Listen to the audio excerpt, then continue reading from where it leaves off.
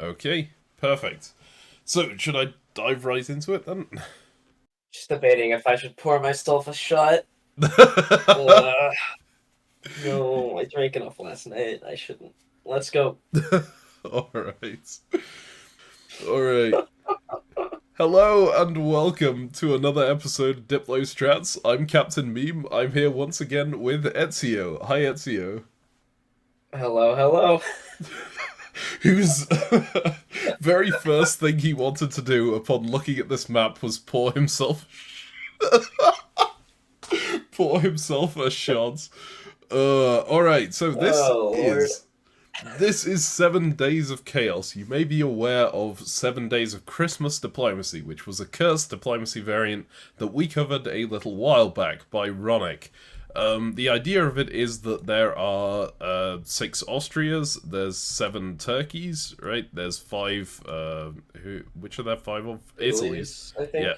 4 France's, 3 Russia's, 2 Germany's, and 1 Great Britain. So it's like the song, 7 Days of Christmas. Well, I mean, the song isn't 7 days, but whatever.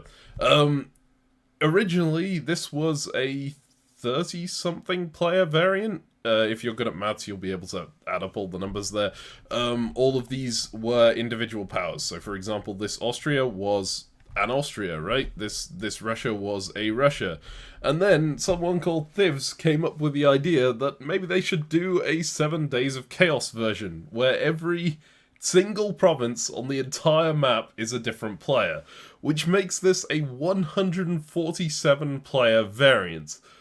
Utterly insane, right? This is, I think, well, it's almost double the count of the previous largest diplomacy game ever played. And it's on this map.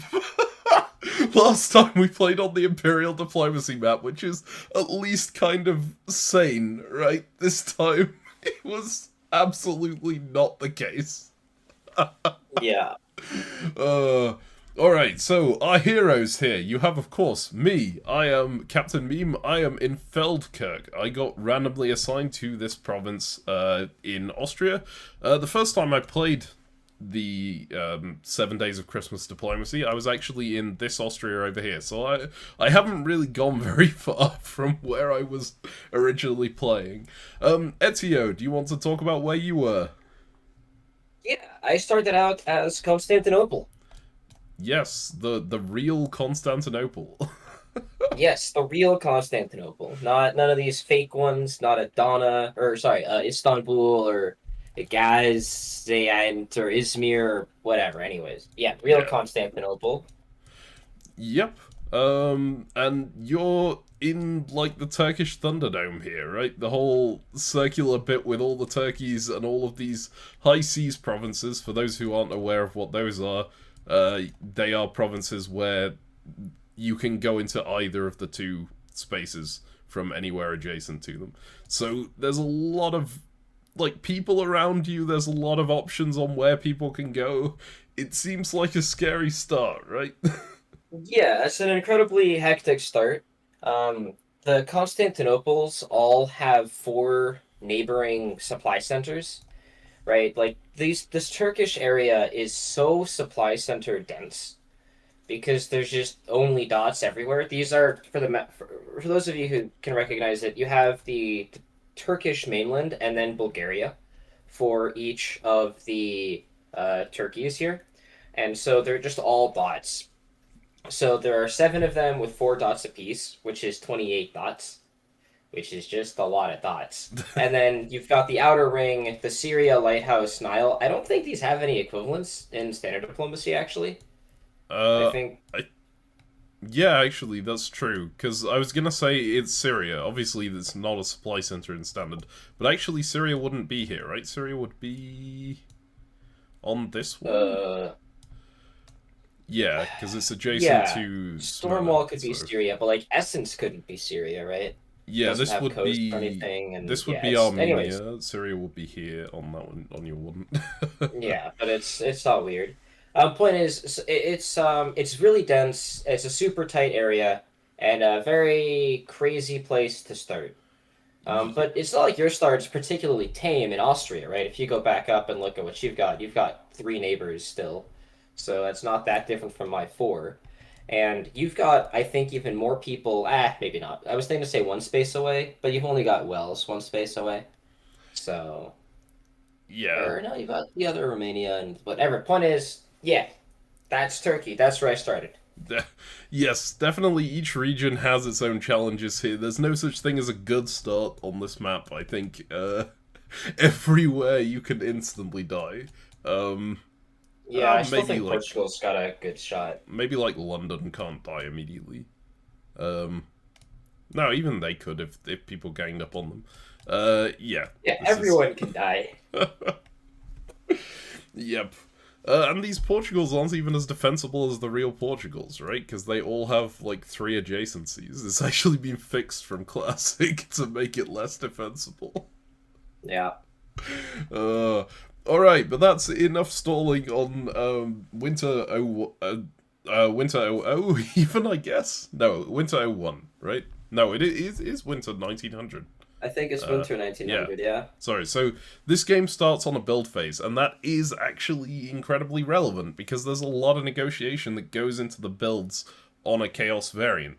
Who is building a fleet, who is building an army, it can be super relevant to how the alliances turn out, and for those who haven't seen the previous, the biggest game of all time commentary that we did, you should go back and check that one out because my decision to build a fleet in that one actually shapes the game incredibly strongly for me, right? In what I'm able to do and what I'm maybe not able to respond to. So based on that, in this one, there was zero chance that I was going to build a fleet. Like, the position is pretty bad for a fleet anyway. This is So there's something, yeah. Yeah, this is a sea land tile, so it's a tile that armies can cross through and fleets can cross through and doesn't, like, block the creation of fleets in these provinces or the movement of fleets through and around these. Yeah. So, So, to make for context, right, Feldkirch is like the equivalent of a coast tile, right? That or a coast, yeah, it's Trieste, right? And so Fang is weird in that fleets can be there, armies can be there. A fleet in Fang can convoy, yes. weirdly. Okay, but it's this weird one. There's a bunch of tiles like it, so Fang, Finn, Sea's End, those all have the thing. Yep. There's a really weird one in Karmeland, which is also a land and sea tile, but for whatever reason, fleets can't convoy through Karmeland. Yeah.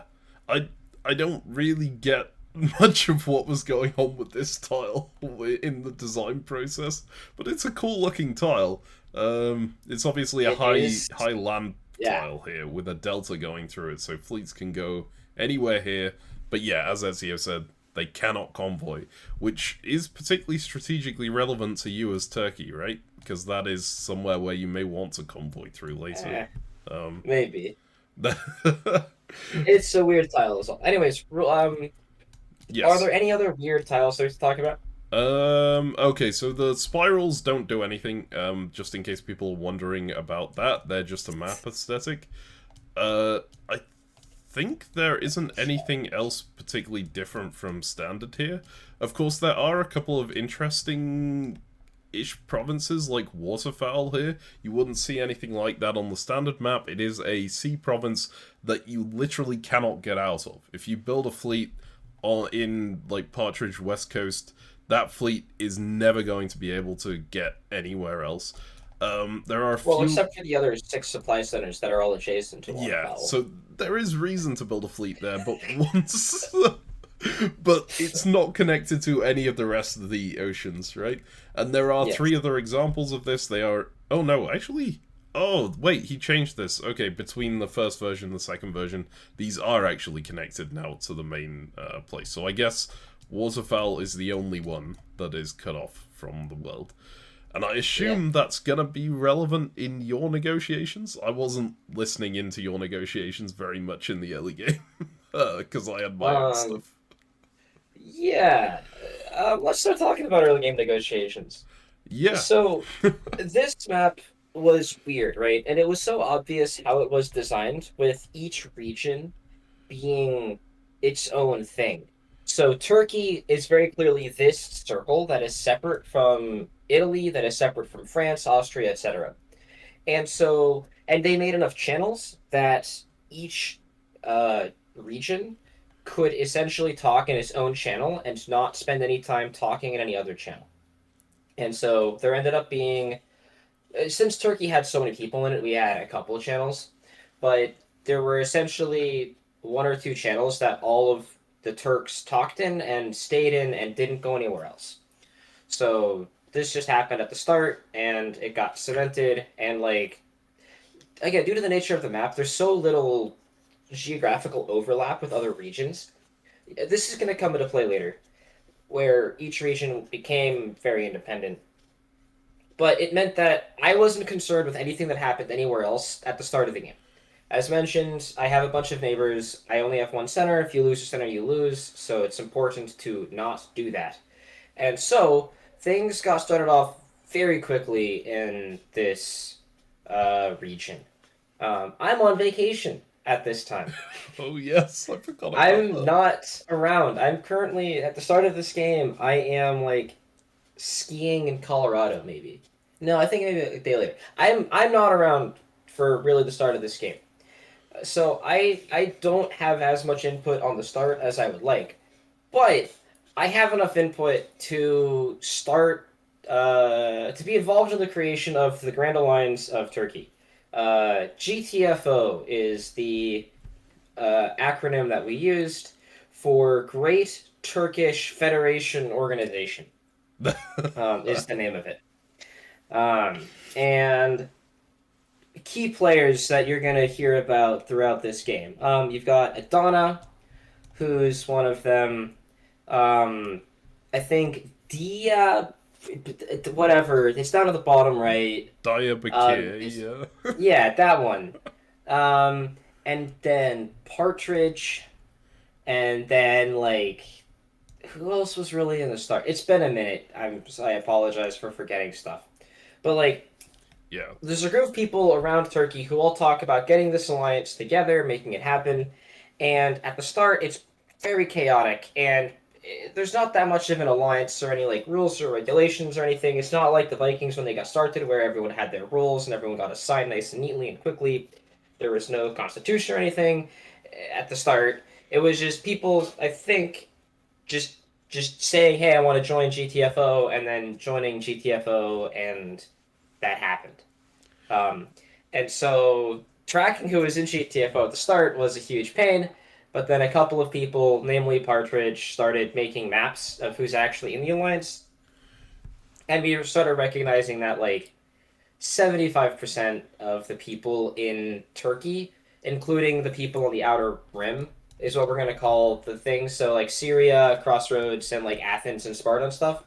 Basically, everyone ended up joining GTFO or was just inactive, with the notable exception of Forus. Forus of the Southwest felt like they were closer to the Italy's than they were to Turkey's, and so they ended up joining the Italian alliance instead.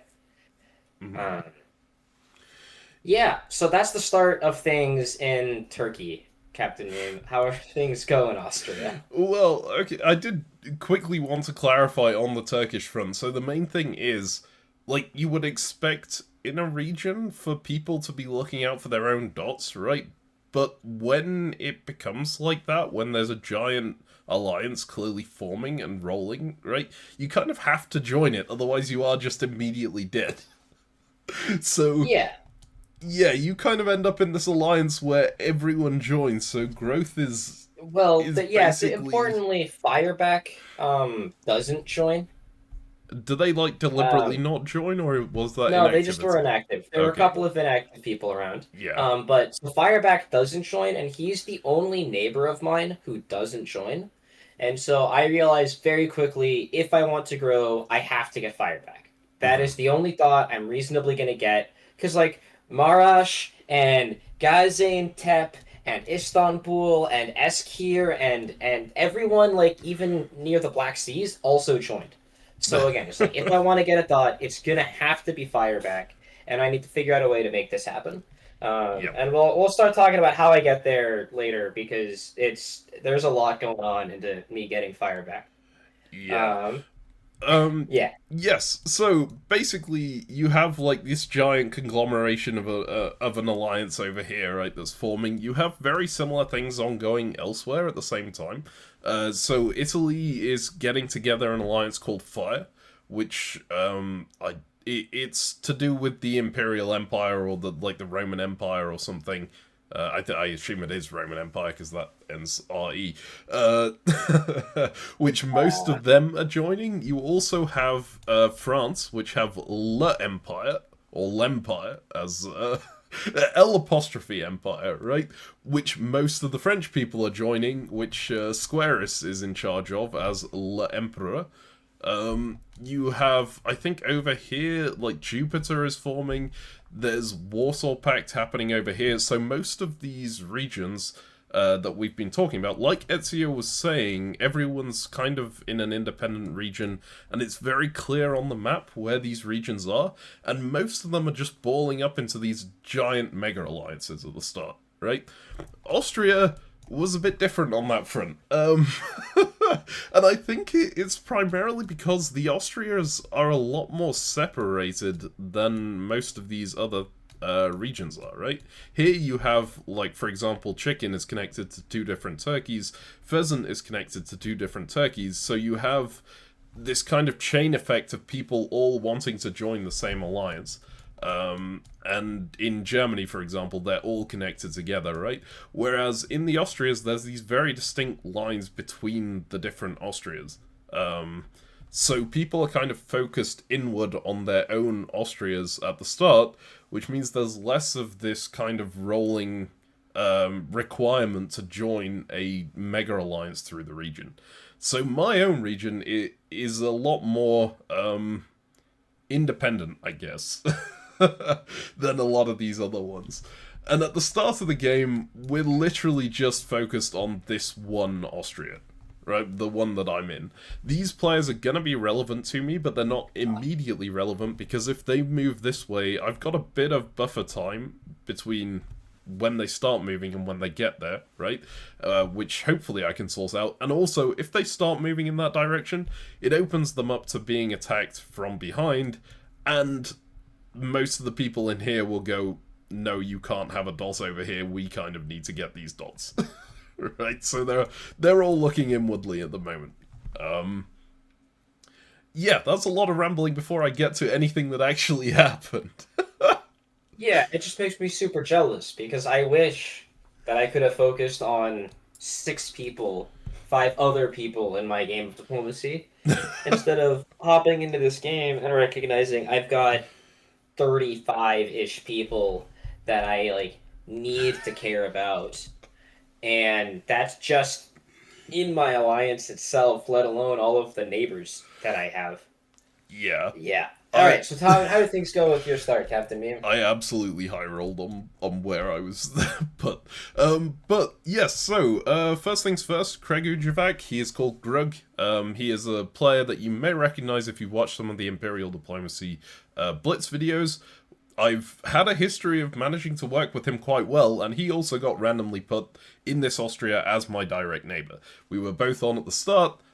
He immediately messages me and says, hey, shall we start up an alliance together? When I say messages me, it is public press. Everything can be read. Oh yeah, But yeah. That's an important part of this that game, is just a like the really other big one. important part. Yeah. Thank God. Yeah. Imagine this game with private press. That'd Oh, be God. unbelievable.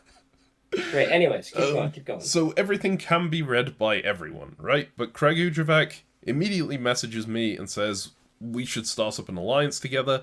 He also sends a message to the other member who was very active right at the start of the game, which is Crescent. They're not technically an Austria. I think the mods officially classified them as part of Turkey, which meant the stats got a bit mixed up later on.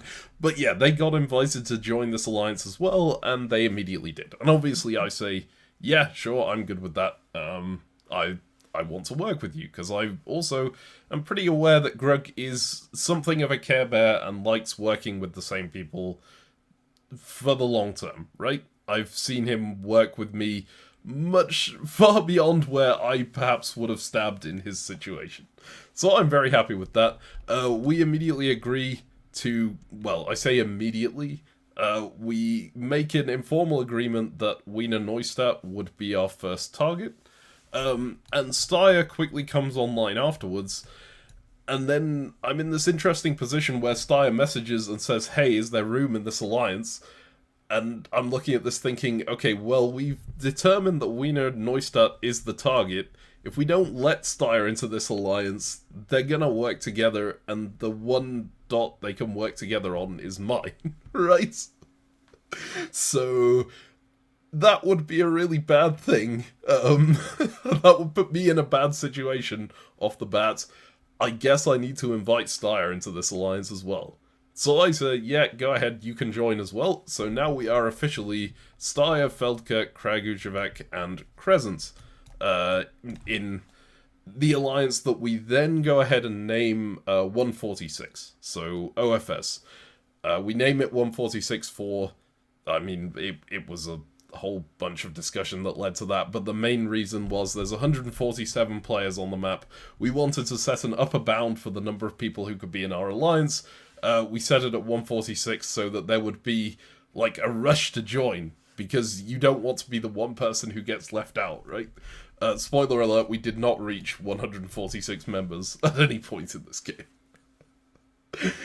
Anyway, at that point, Timisoara and Bugus come online, and they are also quite interested in joining OFS, for obvious reasons, because otherwise they will end up in the minority in this group. And at this point, I'm kind of happy with our current member count, right? Especially with our member distribution. I'm in a safe position. I don't really want to let more people into this alliance now, because that's removing potential growth options. But they both offer to build fleets on this coast, so on the coast of the Inward Ocean, if we let them into the alliance. And that seems like too good of an offer to pass up, right? Because if they build those fleets, we can take their dots whenever. There is never gonna be, they are never gonna have any ability to attack us or anything like that. Whereas if we don't let them into the alliance, they build armies and things become a lot harder. So we go ahead and give them the thumbs up as well, on the condition that they build fleets. The only issue was that Bugus added the extra condition onto that Kragujevac has to be the one to take Wiener Neustadt, so that we don't end up with two armies coming this way, right? And I was a little annoyed to hear that, because I was really hoping to pitch myself going into there and getting the dot. But we go ahead and agree again, and that's kind of everything that happens there. Wiener Neustadt didn't turn up until way too late in that phase. And at that point, they are the only dot there. There is no reason to let them into the alliance. Everyone wants to kill them, right? And Kragujevac has been determined to get the dot. Which... yeah, I mean, how do you let that happen? Yeah, it was not great play on my part, right? You always want to be the person who gets the second dot, especially in a situation like this, where you really only have one dot available to the alliance. Where you started the alliance. Yeah, I mean, right? Myself and Craig, yes. Yeah. My hope at this point was basically we can get Craig into here, right? And then we can kick Timisoara and Bugus back out of the alliance again, have Craig pivot this way, and I can take Wiener behind him. Yeah. Yeah, we'll see how that goes. So that's all in winter. This all happened like over the first few hours of the phase. It's kind of insane how much activity happens in a diplomacy game like this. But yeah, when it's all public press and when there's this many players and it's the very start of the game, everyone is trying to get into these alliances, right? absolutely. So, yeah. You gotta be fast with that. All right. So some other things to talk about before we go too much into any of our into my region next is let's talk about some of the other like key players that you're gonna want to keep an eye on throughout this game because they're gonna be movers and shakers. Yes. To let you guys know what's up. So first of all, in our like obviously there's Captain Meme and there's me. We're obviously gonna be movers and shakers this game, both similarly relevant on the flow of the game. Then we've got Partridge, who is in my alliance. She's going to be huge, very important and impactful throughout the whole thing. Um, in Turkey, it's going to be the two of us are the biggest factors. I'm going to talk about other people, of course, but so Partridge, keep an eye on. Let's go to Italy next. Um, so in Italy, actually, honestly, nobody. Really, Uh, nobody in Italy matters even a little bit. so the thing is with the Italian players, this Fire Alliance, quite a Yeah, lot of the time it was like the who you were talking to precisely didn't matter all that much because they were voting between them on what to do, right? There were some people who were more friendly in their negotiations, and there were some people who were uh, difficult to work with, let's put it that way. But we'll get to them yeah, later on. The main thing to know but here is that most of yeah, and them get into that one big alliance at yeah, the they all start. joined the alliance and they all agreed to never go above two, or like they all agreed to never grow. And it's just like okay, they agree to that, and so as a result, they don't. Right, none of them are Well, ever gonna win the game. we'll see how Um, things go. There are some yeah, who have but we'll ambitions talk beyond great. that, but So I think it was like Naples and Milan. I think were like the generals who did most of the negotiation. Um, and then like was it Padua? possibly the one I remember the most was Barry. I think. Uh, Sure, Barry yeah, obviously did more stuff. Anyways, point is, these people did a lot of the negotiation and stuff, and we'll talk about them later. But they were there. Nobody there was super relevant for the state of the game. Let's yeah. go to Austria because you've got our favorite Clag. Oh yes. We love So, Clag. importantly, Clag and Crag are different powers. This is gonna Yep. come up. This came up a lot in the game. Klagenfurt is Heinrich, or Fluminator, who played as Umea in the 81 player game. He is an incredibly good diplomacy player and very, very good at chaos specifically. So Yeah, public definitely trust someone to chaos. watch He's a out for. god. Yep. Another one is Varna, who is in Austria as well. Yep, Varna ends up being quite important. We're gonna want to watch them. there are a couple Anybody of else in others. Austria? Captain Meme, Yeah, anyone else so who's important? there are a few specifically to me. Sankt Okay, Polten. you'll talk about them in your story, right? Yeah, Like that's I'm talking true. about like global powers who like shape the way the game plays out. Okay, there are a fair few big ones here. Yeah, Sankt Polten is a major player here and probably the most vocal in this region. Well, maybe outside of Varna actually. yeah. Um, Varna was the most vocal. you have this was the Australia alliance up here. They sort of made a pact between them. The most relevant players in that are probably going to be Bregenz and Leonding. Brazov is well, we'll come to Brazov in the next phase, but Brazov makes the maps, and that's gonna be a hugely relevant part of this game. I'll flash up some of the maps that he made during this, right? But as a map maker and as someone clearly putting a lot of effort into tracking things in the game, that sort of becomes like some level of protection for him, right? Because people don't want to see those maps stop being made, so they don't want to kill him. It's a really good diplomacy tactic, and he is going to be quite relevant throughout. Same Um, thing for Partridge in our alliance. Partridge was the map maker for GTFO, yes, so yeah, she did the stuff. yes. Okay, One over in more yeah, Austrian, one more. I think, is Leoben is going to be an important Austrian All going right, forward. sure, But yes. whatever. You Austrians care about your whatever. All right, in France, who did L start as? I don't think L was Was she? playing. Um, Nope. It was. you might be Was thinking of it someone not? else. Yeah, I'm probably thinking of someone else. But though, what was? So there were a fair few important players here. No, there Bordeaux wasn't. There sticks. was one. There was only one important player in France, Captain Okay, Meme. Come no. on. There was one. Hang on. There's... I don't care about who's part of the empire or who's part of Okay, whatever. no, There is that's one good. player in France who L'Empire is gonna made be very plays. relevant. I think the player that you're thinking of is Rennes. But Rennes? Sure. That sounds right. Bordeaux also plays quite a big part in the game, and of course there is Squares. Squares. Yeah, Um, Squares is fine. We can talk about Squares. so Squares is Sure. L'Emperor, right? L apostrophe Emperor. He is the official emperor of France. And at the start of the game, much like Turkey all groups together and Italy all groups together, France groups together under L'Emperor. And we'll get to how exactly that affects the game as we go along. But he is a very relevant player from a story perspective here. Yeah, because his position is like the fulcrum upon which France is symmetrical. Yes. Right. It's the point, and it's also not a supply center from the real game.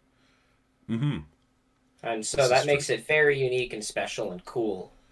And these two things elevated the owner of Squaris to this deific status.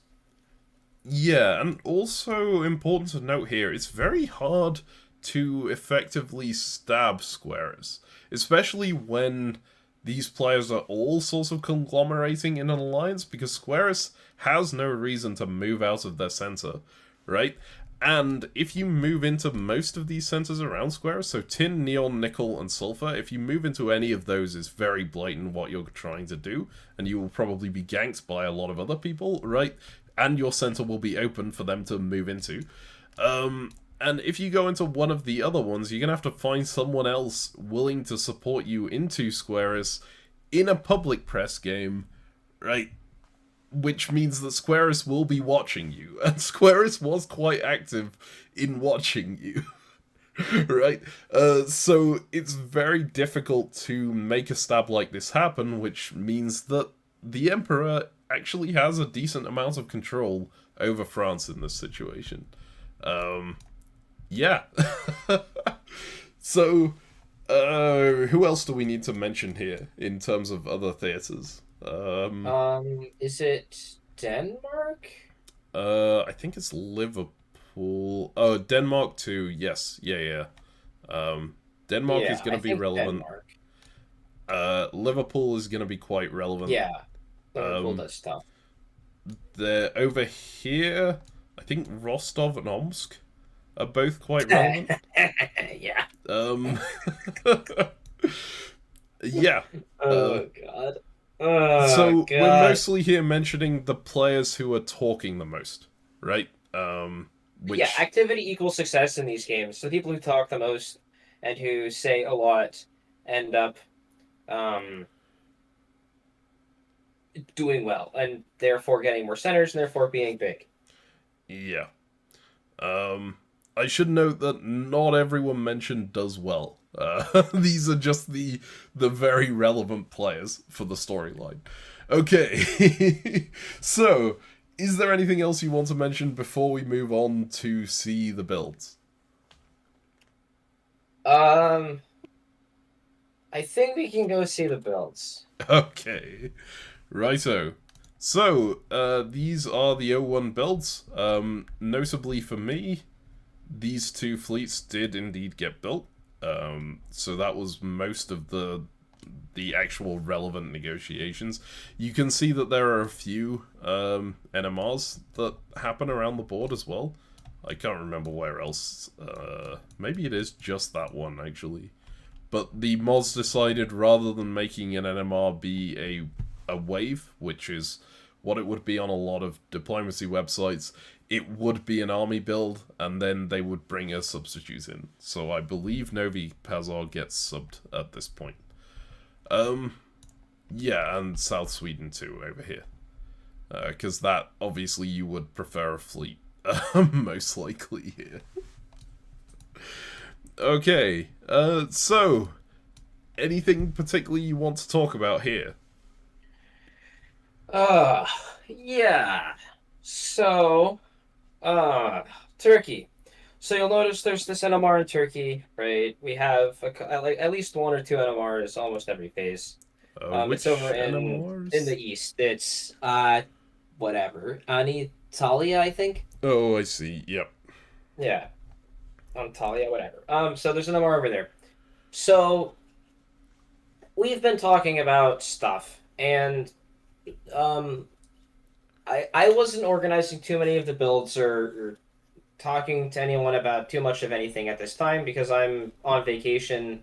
I've joined the alliance. Things are kind of doing okay, and like whatever. I did the quick analysis. Hey, a fleet's better for me to build than an army because a fleet can go everywhere, an army can, but a fleet can also go to the basins. So let's build a fleet instead. Yep. And that was as simple as my decision here. Um, but I've noticed, yeah, that hey, I need to get fire back if I want to build. Um, how can I rationalize me being the one to take fire back to everyone else nearby fire back who should otherwise have it? Right? Like there's four other neighbors to fire back. Who gets the dot? How can I make that person be me? Well, for that to happen, I need to say that it can only be me that takes it. The way that I decide to do this is I talk about creating these districts within the alliance. Because, look, the alliance has, let's say, 30 people in it. That's too many. Honestly, districts make sense and can help. And so once there are districts, I need to make sure that Fireback is in my district and nobody else's. And so I talk about this by saying, Fireback, we should create a bunch of districts that everyone agrees to. Everyone agrees to district stuff pretty much immediately. Like, yeah, we should have districts. And then, hey, each turkey should basically be a district, right? That makes sense. And then we have active people, and then we'll figure it out. And then each district is going to have a counselor, and then each of these counselors are going to get to vote in the stuff on um, the overall alliance structure. And so then that's how things are going to get decided. And as an alliance as a whole, there's going to be seven counselors, or maybe eight if the outer ring. I forget exactly. I think I wanted there to be each turkey, and then the outer ring was its own. The important part was that once we started actually drawing the districts, you get the Turkey and then you get the Bulgaria. And it was really important that the Bulgaria gets attached to the Turkey that it's within and not make an own district of the Bulgarians. Because that was another kind of rational way to do it, was to do it this way. But I needed to make sure that didn't happen. So I spend all of my activity this phase forcing everyone to agree to do the stuff, and then I was agreeing to every map that had the districts get split such that I got Fireback. Or such that Fireback, excuse me, was in my district. But obviously, if Fireback is in my district, I'm the only one who can take it. Because I'm in Constantinople. Yep. Um, Notably, I wasn't very active. Okay, so I didn't have that much time to do all of this. And I didn't want to be a counselor because I knew I wasn't going to be active enough to make it work. But I got most of this to happen. This basically just worked. And so for the rest of the game, you can have a map of districts that exist, and so it's like Fireback is in my district, so Fireback is in my Turkey, and then also Syria as well, notably, and then Chicken is in the district up top, and then Pheasant goes that way, and we just keep doing this all the way around. Yep. And then the turkeys on the rim, or the dots on the rim, I believe, join the turkeys that they're kind of close to. So like Syria joins mine, Crossroads. I forget if they joined which one they joined. Um, It's one of these two, I though. forget. Yep. Yeah, it's one of those two. I think the one to the left, and I think Athens joined the one with Izmir and Mersin, and then I think Spar. Or maybe we did a rim. There might have been a rim full one that didn't include Syria because we wanted to be the gateway. We were the were we the cross? I forget what our name was. I think the gateway is what we called our district, but I didn't give a crap. Right. Point of the district You just was to get me wanted fired fire back. back. That was the entire point of this whole thing. Hmm. Uh, was I needed a way for me to be the only one to get fire back, so I can get the two, and I can make it happen. That said, there were a couple of other people around who were active who wanted it. So Chicken was active, but Chicken did not seem interested in fireback, so that was fine. Peacock and I think Gaz is that one. Yeah, Yep. Gaz both seemed interested and wanted fireback. But it's in my district now, so I have authority here. The next thing that I've noticed is that there are armies in Bulgaria, right? Almost all of the Bulgarias built armies, which I realize sucks ass. Like, for the Alliance, these armies are not good. Hmm. Like, in order for us to do things, we need to leave our Turkey. These armies are useful in case of a fight or a war, and like an army in these Bulgarias is way more like tactically valuable right now because these coasts you'll notice are annoying. So if there's a fleet, for example, in Pheasant or Chicken North Coast, let's talk about Pheasant. There's actually a fleet there. That fleet in Pheasant cannot go to Chicken or Partridge. It can only go to Istanbul or Konya. Yep. And so it's actually remarkably not great at fighting the other turkeys. And so if GTFO devolved into infighting, these armies would be really important. But if that doesn't happen, these armies sit around doing nothing, and we need to get our fleets out. Like you'll notice in the Rim, we put fleets in like Lighthouse and Nile and the rest.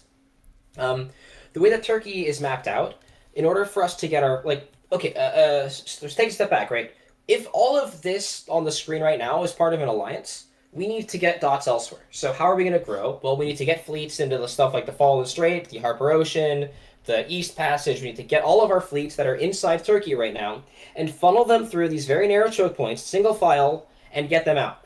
Yep. All of the armies that are in the center don't help with this. They're not going to help us long term, so they suck. So I want them to be fleets instead, and then these fleets can go still slowly, but at least they can get out eventually. Um, Specifically, I really don't want there to be armies in chicken, peacock, pheasant, anything that's over there that can touch fireback. I want those to be fleets so fireback stays safer. And again, fireback's gonna be mine. Yes. So I agree to give peacock fireback in year one on the condition that they give it back to me. Notably, before I agree to this deal, I make sure that the GTFO Constitution gets amended so that deals within members are binding. And in the Constitution, if you break one of these deals, you get kicked out of GTFO and you die. The Constitution at this point, I think, has two clauses: stabbers must die, and deals are binding. Mm-hmm. And then not to talk about the voting and the stuff. And so once I get this, I talk to Stanley Fora, who is the counselor in my district. Then Stanley Fora says, this is a great idea, proposes it to the council. The councilors, Stanley Fora, Adana, Partridge, Kayseri, Dia, Merson, and Gaz, I think, are the 7 counselors. Maybe Sparta's another one. Anyways, the council's all vote, and this is unanimous. Everyone agrees this is a great idea. So this vote happens. I go to Peacock and say, great, you could take fire back on condition. You let me take it next year. Then you disband. Then you build a fleet in Peacock. I take fire back in year 2. I put another fleet down, and you disband your army. And then, great. Right? We turn Peacock's army into a fleet. I still get fire back. And I now have people agreeing to it, and we know what's going on, so I agree to support Peacock in, and then things are going to be fun. So I have now security for this first year, right? I know what's going on. I'm going to have an ally in next to me. They're going to take fire back, and then they've agreed to let me take it later. So this is, like, not a great start, right? You obviously want to get the dot yourself, but having a guaranteed path to 2 dots is still great in any of these massive games of chaos. And I got to do it while getting my neighbor to, like, turn their threatening unit into a less threatening unit. Mm-hmm. So this is great. And I'm perfectly happy with this start. Yeah, I mean, assuming they keep their word and assuming that GTFO holds up for that long, right? Yeah, it's only 2 years, so it's not that long. Mm-hmm. But that's why growing in the first year is so important. Because it means that if anything goes wrong, you are strong. Yes. So I would have preferred to get it immediately, but I felt that the long-term value of turning the army into a fleet is pretty good. And, like, if I had tried to push harder and say I get it now immediately, like, that maybe it doesn't work. And also, I wasn't that active, so it's fine. Yeah, I mean, you also have the downside of being Ezio coming into this, right? Because so in order to fill this game, we advertised it on the channel, right? We advertised it in the channel post, so I don't know how many people check that, but clearly enough people check it that the game filled, but it does mean that almost everyone on this map knows who we are, right? That's not always the case in Yeah. diplomacy games. But it is the case when we fill something like this. Which means Ezio has the reputation, right, of C. Take.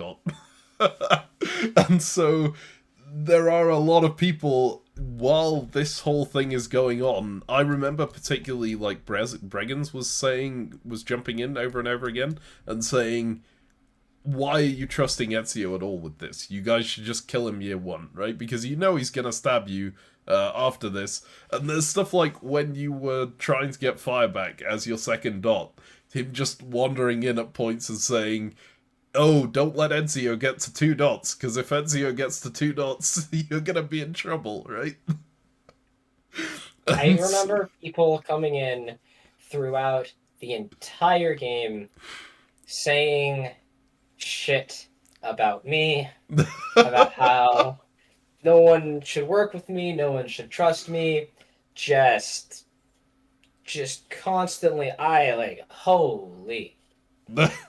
Yeah, there was a lot. It's also just funny because the previous 81 player game, you successfully led an alliance where most of those alliance members did pretty well over the course of the game, right? And, incredibly well, yes. Yeah. Many of them had a chance to win the game. And the alliance was, like, so much more stable than a lot of the other alliances around there, but somehow the takeaway from that was still, you're going to stab people. Yeah, no, yeah, that was a great game where everyone subbed in and then stabbed me, on the sub. It was great. Yeah, that one. Good times. Yep. Good times. I'm really happy about that game. Yep, that one was pleasant. Okay. Well, yes, so, does that cover everything for this phase for you? I mean... Yeah, that honestly covers what goes on for my game for the next couple. Because I got that plan hammered out in spring of 01, and that was all that I cared about, and I wasn't around. Like, literally, I don't want to undersell this, guys. I am on vacation, and when I'm on vacation, that means I'm not playing diplomacy that much. I say, as I think, for me, not that much diplomacy means, like, what, maybe an hour a day? Anyways, I was not playing this game that much, and so I did not pay much more attention. I knew what was happening. I had the deal locked in. We're good. And so I don't know what happens in France or Fire or in Russia even. Yeah, I don't really know what's going on kind of anywhere on the board. I know that Varna's incredibly active. That takeaway I do get immediately. Yes. Because Varna talks so goddamn much. It's just... yeah. No, so, like, you know, in the 81-person game, the 6 weeks of chaos, we immediately saw Bumble, Helsing Force, was incredibly active, and we were like, hey, you should be in our alliance, and, like, tell us what's going on everywhere, because you're so active.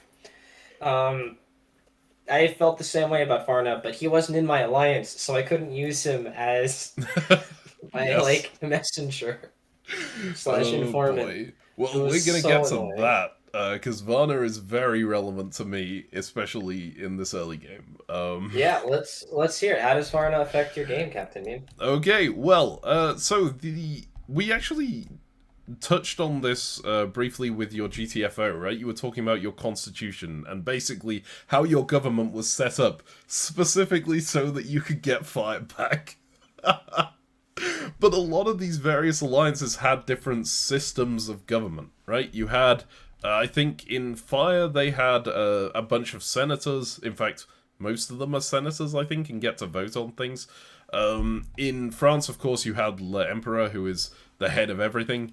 In Austria, we had a bunch of different alliances here. Basically, every individual Austrian made their own alliance at the start of the game, right? So we had OFS in this one.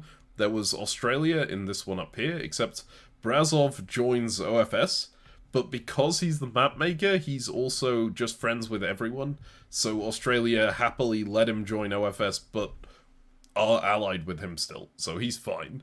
I do not know what possessed him to join our alliance instead of the one right next to him, but, you know, if you can pull that off, well done you. We had North Austria here, which was a religious alliance. right? They were all based around the religion that the Rift would save us all or something, and they wanted control of the Rift, and that was like their big thing, right? They were, in fact, was it? I think it was like half religious and half of them were saying there's oil there or something, so we must control it. Anyway, That's pretty religious. Yeah. It's basically, yep.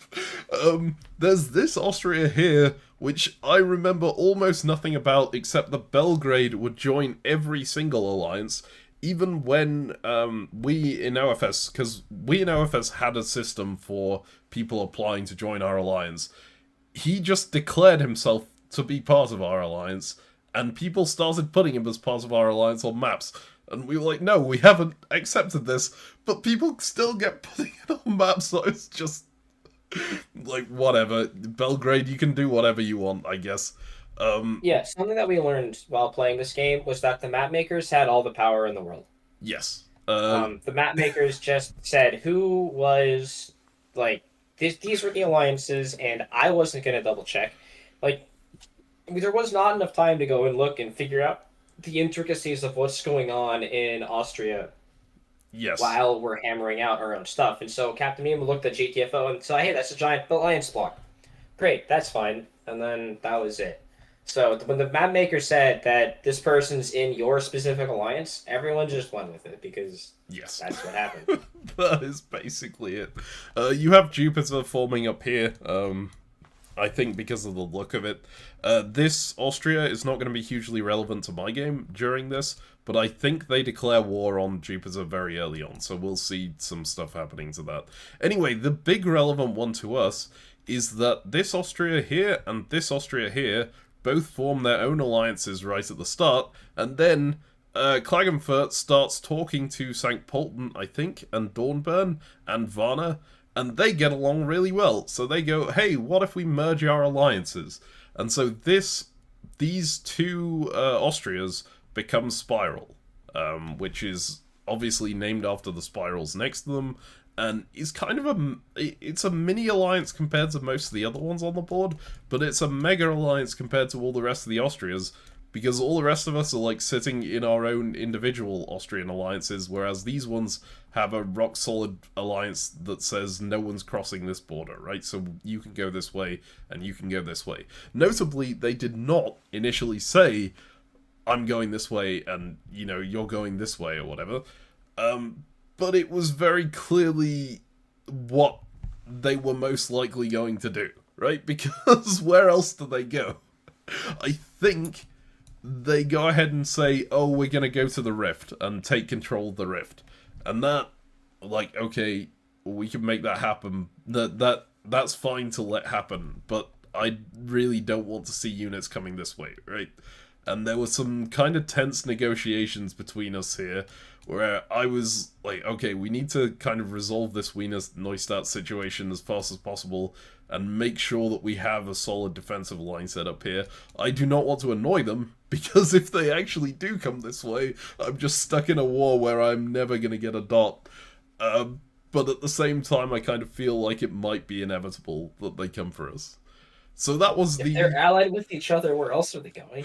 Yeah, exactly. They can potentially go into Turkey, right? That's the other thing, but it's so hard to go into Turkey, especially when all of you are in a mega alliance. Yeah, what are you gonna take, buddy? You're gonna take Sanlifura? Not likely. Sanlifura's my bae, my counselor.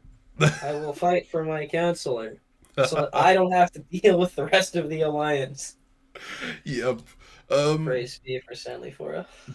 But yeah, a pretty common thing in these massive public press games is that people will try and hide their negotiations somewhere, right? So if they're trying to say something about, for example, if OFS is trying to discuss the threat that this Austria might be to them, maybe we go into, for example, the France channel and talk there about it. Because no one would check the France channel who's not in France, right? Except this player right here, Varna, was reading every channel all the time and asking anyone in their group who gets mentioned there at all creating summaries for the other players in Spiral, and you could not, like, you couldn't go anywhere to get away from them. They would just post the eyes emoji whenever you start talking about their alliance, no matter where you start talking about it. Dude, Varna got me sometimes where like I was typing and like I was typing and it was in like Ezio was typing thing, right? Yes. And then he posted eyes before I have sent the message. It's just like no. Like we don't have that level of activity over here. That ain't it. That ain't it. Yeah. Okay, so yes, important things to note here. Basically, I'm very worried about a potential attack from here. I can't actually talk about it anywhere because Varna will alert these players continuously, so I'm kind of just stuck talking about Wiener Neustadt most of the time. And trying to make preparations for this such that we can fight this fight if we need to, but I don't need to talk about it too much directly, right? OFS is a democracy at this point. The reason for that is that Squarus over here is the Emperor, and he is a dictator, right? And they've all accepted him as their lord and dictator. And we kind of wanted to give the opposite vibe to that, so we declared ourselves to be a direct democracy. Any proposal that any of us made required, I think, 80% of yes votes among the entire alliance, not including Belgrade, because they are not officially part of the alliance, but including Brazov, so all of these players.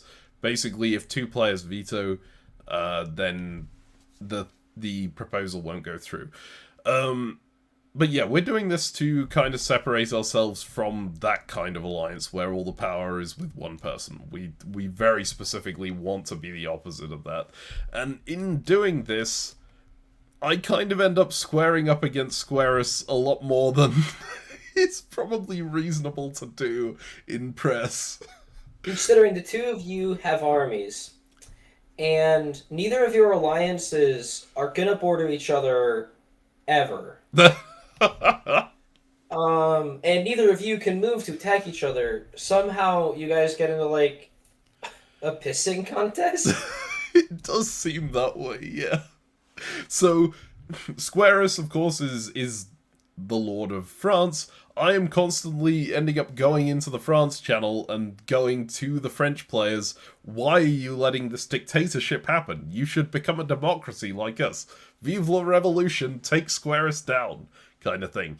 And I got no momentum with anyone. In fact, if anything, me going into that channel and saying that just made them bunch up around Squarus more and like, speak out in his defense, right?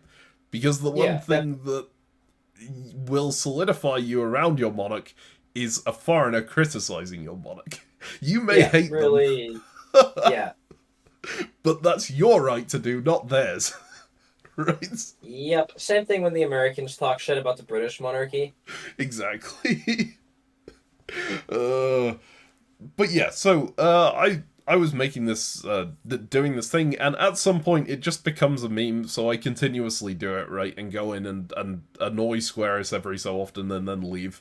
And at that point, there's no real strategic meaning to it, it just became tradition. There was some strategic meaning to it, but not... It was nothing to do with France itself. It was that I'd made pretty good friends with Adana at the start of the game, because we'd been chatting over stuff, and of course, I don't want Turkey to go up into Crescent. They're in my alliance, and if Turkey comes up this way and Spiral goes that way, we're in a really bad situation, right? And Adana felt like someone who would meme. In fact, he often accompanied me into the France channels and annoyed Squarus. So, at some point, we just decided between us that we would go into the France channels and spam Turkey gifs continuously at them in the middle of their conversations. And so we go ahead and do that. And I felt like it was a fun team-building exercise, right? Yeah, I mean, Adana just went into every channel and insulted the people there, and, like, was one of the most abrasive people I have seen in a game of diplomacy. It was great fun. Like, I think it was fun with squares, but like when he Hmm. would be negotiating with people about stuff, just always just pissed them off. And it was one of the few times in my life I have felt like I've been able to play good cop. Um, because Adana just started so much shit, and I walk in there and I'm like, wait, guys, Adana, we don't want that crap. Here's a very reasonable demand. And then they'll be like, yeah, thanks for phrasing it in a way that, like, actually both of us get something out of it, or whatever. So Adana was bad cop everywhere, and I suspect if he's insulting squares, yeah, that's gonna get everyone in the Empire to rally around their dictator. Yeah, kind of. I mean, they were already doing that because of me. Sort of, they do it doubly so because of Adana. But the important thing for me is that I'm building kind of a good relationship with Adana through doing this. And even though it's just a meme, we are continuously like working together in the press channel and re-establishing that we are friends with GTFO. And actually, that results in OFS being declared as a friend of GTFO. I'm not sure it's that directly. I think Crescent did a good amount of work talking to people as well. But I think Yeah, Adana Crescent really was did around. help in saying that. And in doing so, it actually makes the Spiral attack on us a lot less appealing to them, right? Because Spiral now sees this attack and goes, oh, if we do that attack, GTFO are continuously saying that they are good friends with OFS. It gives GTFO an excuse to come this way. And that would mean that we're then surrounded, right? Over here. And so it acted as something of a safety mechanism for us in OFS. Whether it's a great one, we'll see as we go along. But I think the whole Squares meme thing did actually result in something positive, which is surprising I'm given what glad. was going on. Yeah. Yes.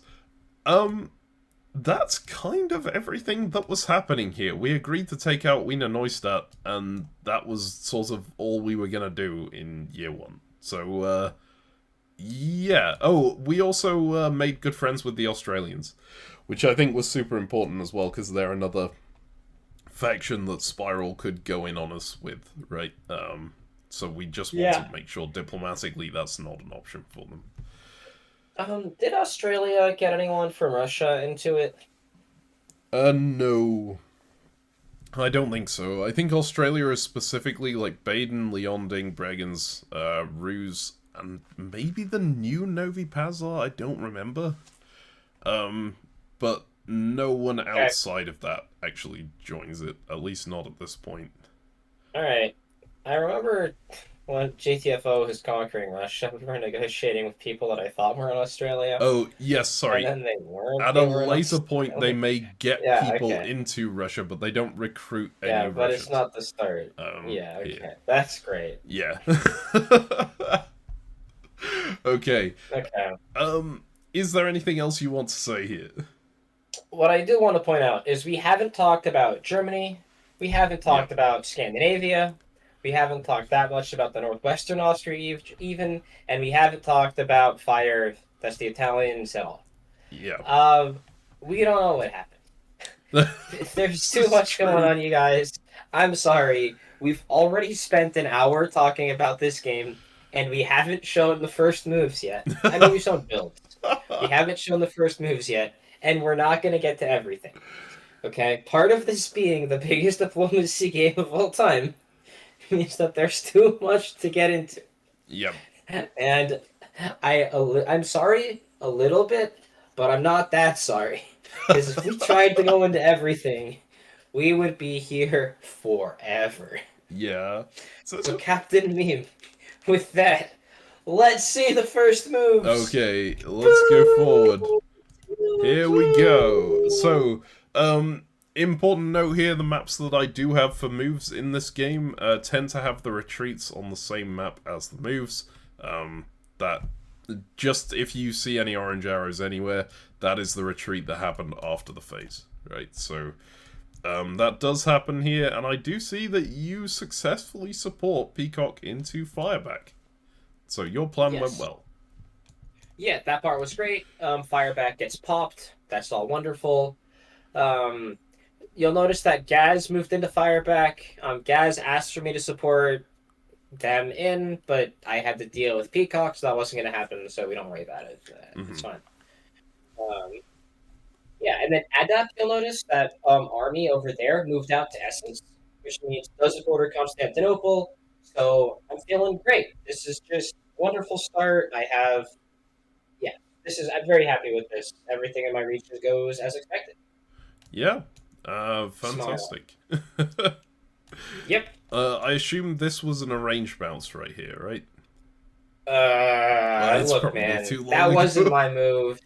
It was probably arranged because Stanley Furrow was pretty active and was talking to people and was the counselor and like worked with stuff, and Constanta was also pretty active, and so I assume they were happy to bounce and call it a day. Yeah, almost Yeah, certainly. And there weren't any internal stabs in GTFO this turn? I guess there probably there wouldn't were be. no internal stabs in GTFO this turn. Hmm. Yeah, it's a spring turn. It would be a bit dumb to stab on a spring turn, I suppose, with this many people in the same alliance around you. Yeah, and also just one thing that I like haven't appreciated fully. Look at GTFO and look at how many holds there are. Right? You've Yeah. got Izmir, right? Just all of that clump holding. You've got Ankara holding. It's just, I ay, ay, ay, I think there guys. might be some impression from people that, like, this GTFO thing is too big to last. So if I just stand in the same place for a little while, expansion routes are gonna present themselves, right? Yeah, right. Like if you're just in Bursa, for example, with your fleet, you're adjacent to four supply centers. You can walk into one of them at some point, probably. Yep. Yeah, I think that's a reasonable thing to think about. And if things collapse, right, you can do stuff.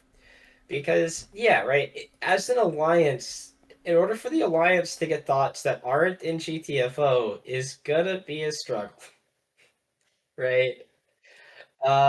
It's gonna be really, really, really hard because these bottlenecks to get out are such a pain. So yeah. Anyways, I think like you can look at GTFO. There's nothing too crazy going on, right? I think things are just we're eating people who, for whatever reason, weren't in the alliance. Like I think there were no stabs here. This is all like arranged, and people are gonna get munched on, and Yep. that's that. Yes. So, shall I move over to Austria then? Yeah, let's see what you got going on over there. Yeah, okay.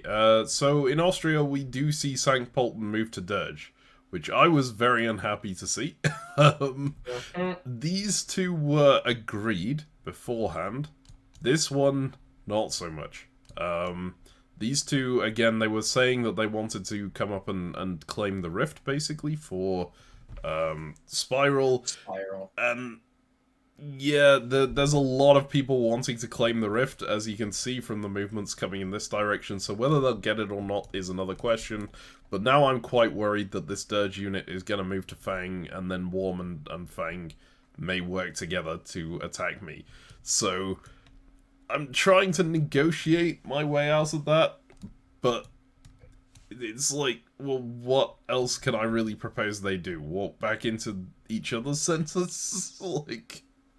So I mostly just made my frustration with Sankt Polten's move here known and tried to get his allies to pull him back, which didn't really do anything. Um, yeah. But we did take Wiener Neustadt. We have good relations with the Australians still, and the fact that we have good relations with GTFO and Australia is still something of a threat towards these players. So I'm hoping that this will be, like, fine. I believe Klagenfurt walking through Innsbruck is actually arranged here, and then back out again. So, there's no internal stabs happening here on this turn. In fact, there's not really any internal stabs happening anywhere. You can see I was wrong saying that the sub was inducted into Australia. It seems they decided to just kill Novi Pazar after the NMR, which is kind of fair, I suppose. Um, Sure. yeah, the other general thing that was happening here was basically Australia and OFS agreeing that, well, Russia makes sense as a target because we have all of these fleets on this side, right? So we'll work together against them. But that's going to be very slow progress because Russia also has 2 fleets on this front, and it's kind of difficult to get in anywhere here. So we are just going to very slowly move in this direction. And Crescent is also moving in that direction for the same reason. So, yeah. That's pretty much that for Austria. There was one more region I want to talk about, which is France. So, France is generally working together, as you can see here. A lot of them moving outwards, right, in the kind of movement that you would expect if they're all working together. There is one player who is very much not doing what you would expect from someone working together, which is Bordeaux moving into Titanium. That was definitely not agreed, and I think in this coming phase, it kind of leads to a bit of a spiral within France where people start getting into their own factions instead of just, like, agreeing to take Bordeaux, which might be the more sensible thing to do in this scenario if you want to keep in a, like, mega alliance. I think there were a fair few people in this alliance who were, like, looking for a crack that they could use to split this whole place up, and this was the catalyst for doing so. So yeah, you will see a lot more chaos emerging in France in the next few phases. Probably not chaos that Ezio even noticed. I mainly noticed it because I was constantly shouting downward squares. Yeah, I did not notice at all what was going on with France. I really couldn't, like, I guess I could have cared less a little bit, but it's tough. France, you'll notice, is not particularly close to me. Mm-hmm. And it's, like, relatively close compared to the rest of the map. But, like, is Valencia going to take Constantinople anytime soon? No. No, it's not. Am I going to take Valencia anytime soon? No. No, I'm not. But maybe Syria is going to end up in East Passage, and maybe Syria is going to snipe something, and if Syria gets something, then I care, so maybe. But I don't. Like, I'm trying to stay sane here, guys. Yes. I don't know how Varna did it. I mean, actually, I know the answer. Varna's not sane. Oh, man. Actually, Varna's in college, which is another excuse. Yes, of course. I remember back in the days, before I had a full-time job. Alright, so, is there anything else really to discuss on this phase? Obviously, there's a lot more going on, but nothing directly relevant to us, right?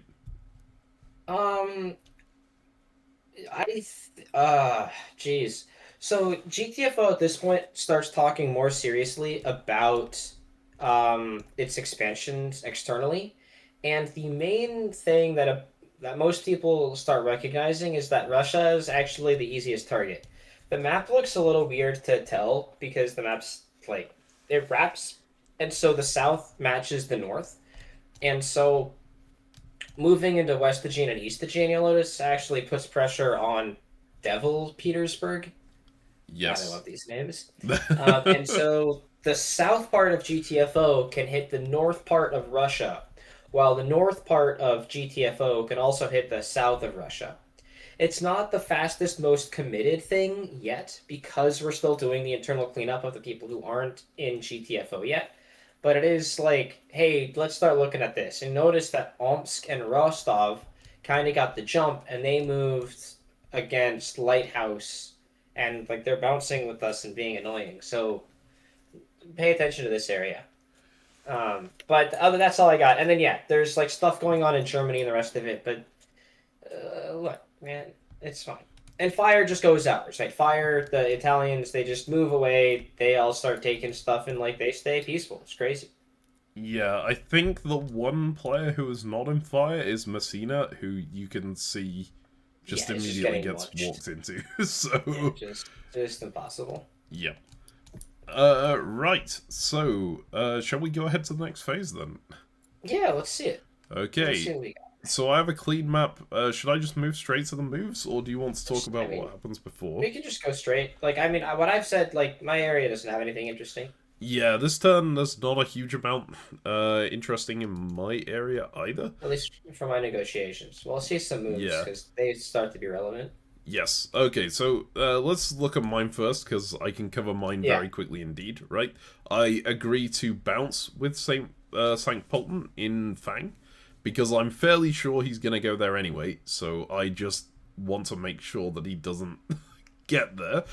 But in doing so, I'm aware that he could just go the other direction and let me walk out, and then maybe Worm can walk in, right?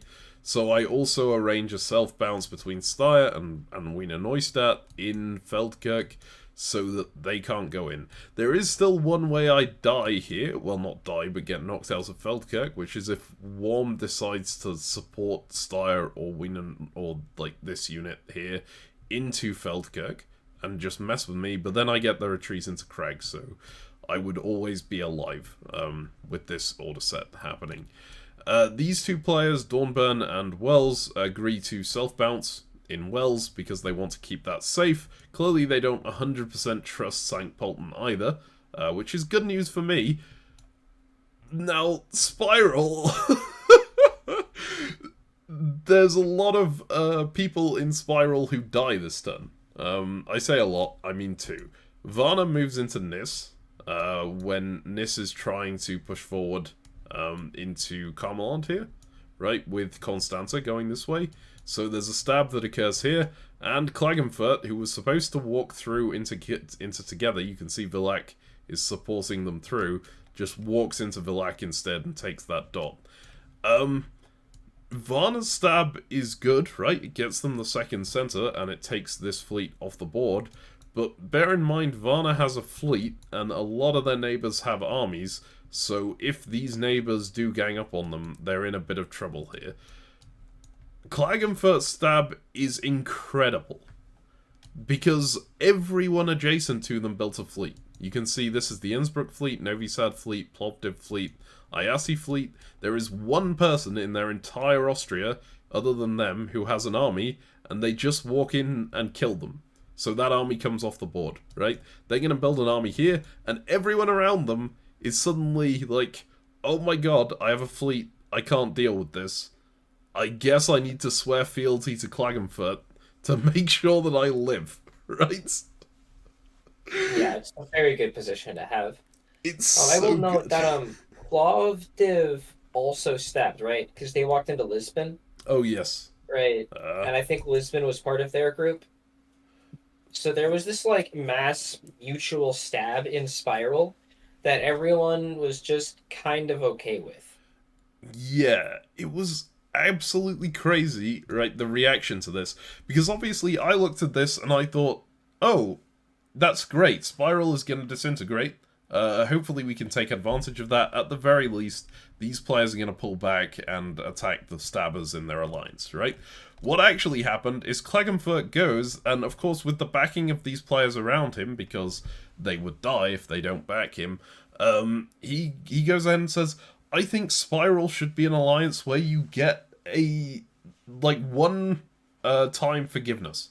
So you are allowed to stab once, and we forgive one stab. And of course they all go yes, because most of them have either stabbed or are going to die if they say no.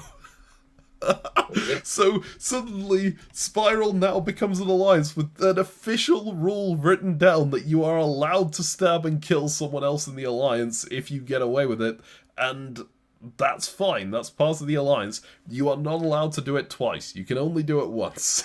After you've done it once, we write the rule, and I suspect if Clags wanted to stab again, he would say it was okay to stab twice. And his neighbors would say, well, I guess it's okay to stab twice. I was in absolute disbelief when I was watching Yeah. all of this go down.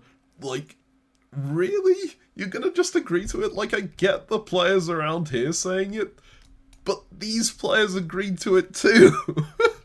Well, I mean, if they say no, Varna puts down an army. And Yeah, if Varna puts down an army, then there's two units there, and Clag says, hey, Varna, you want to work with us? Because Varna's active and no one wants to kill Varna.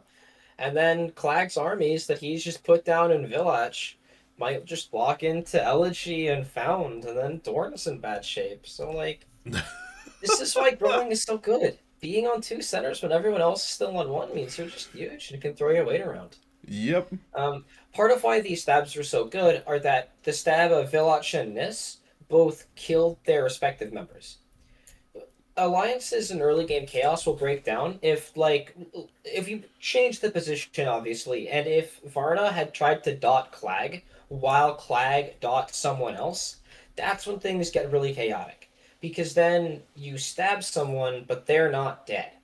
Yeah, good And because example they're here not dead, would be if yeah, I walk into Kregudravag, right? yeah, Um, yeah. yeah. Then you stab, you've pissed them off, but they still have a unit on the board, and they have their existing relationships, and so they'll then go to Stair and be like, "Hey, let's go mess with Feld," and like also probably let's go talk to Wells and Dirge and stuff, and be like, "Hey, Sanct, you're in Fang. I'll help you into Feldkirch if you help me into Crag."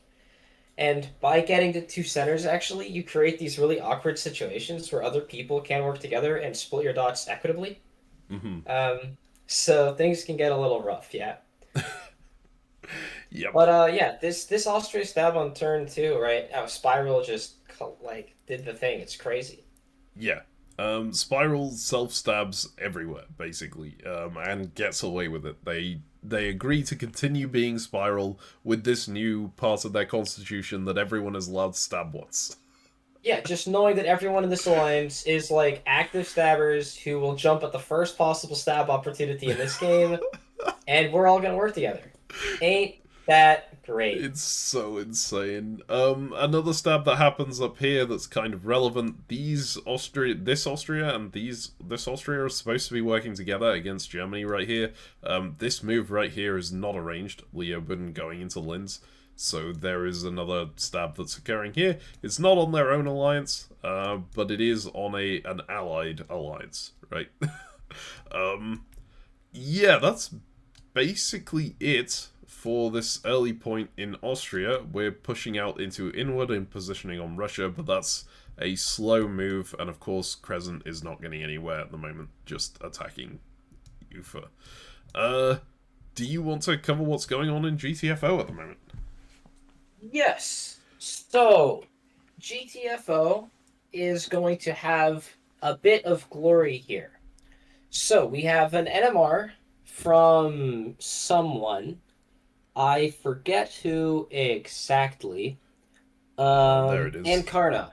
Yeah. Definitely not Ankara, has an NMR. And if we look closely, I think we'll see somebody step.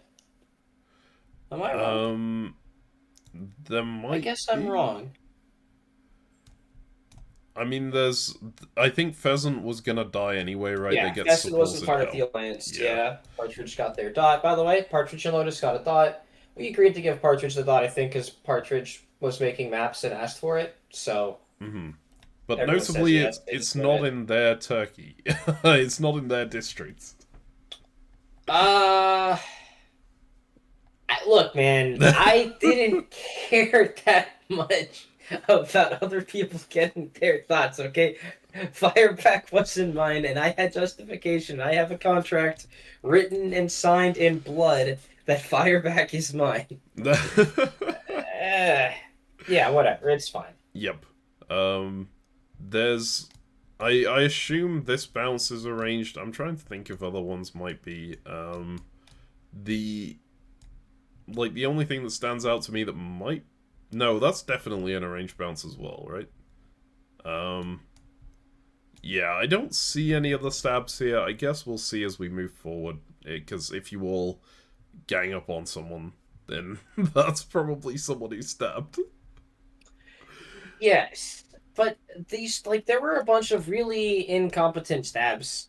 Uh, I mean, next year we'll see a stab. I know for a fact we got a stab coming up next year, so be ready and be excited. And no, it's not me. The For those of you who thought what happened here?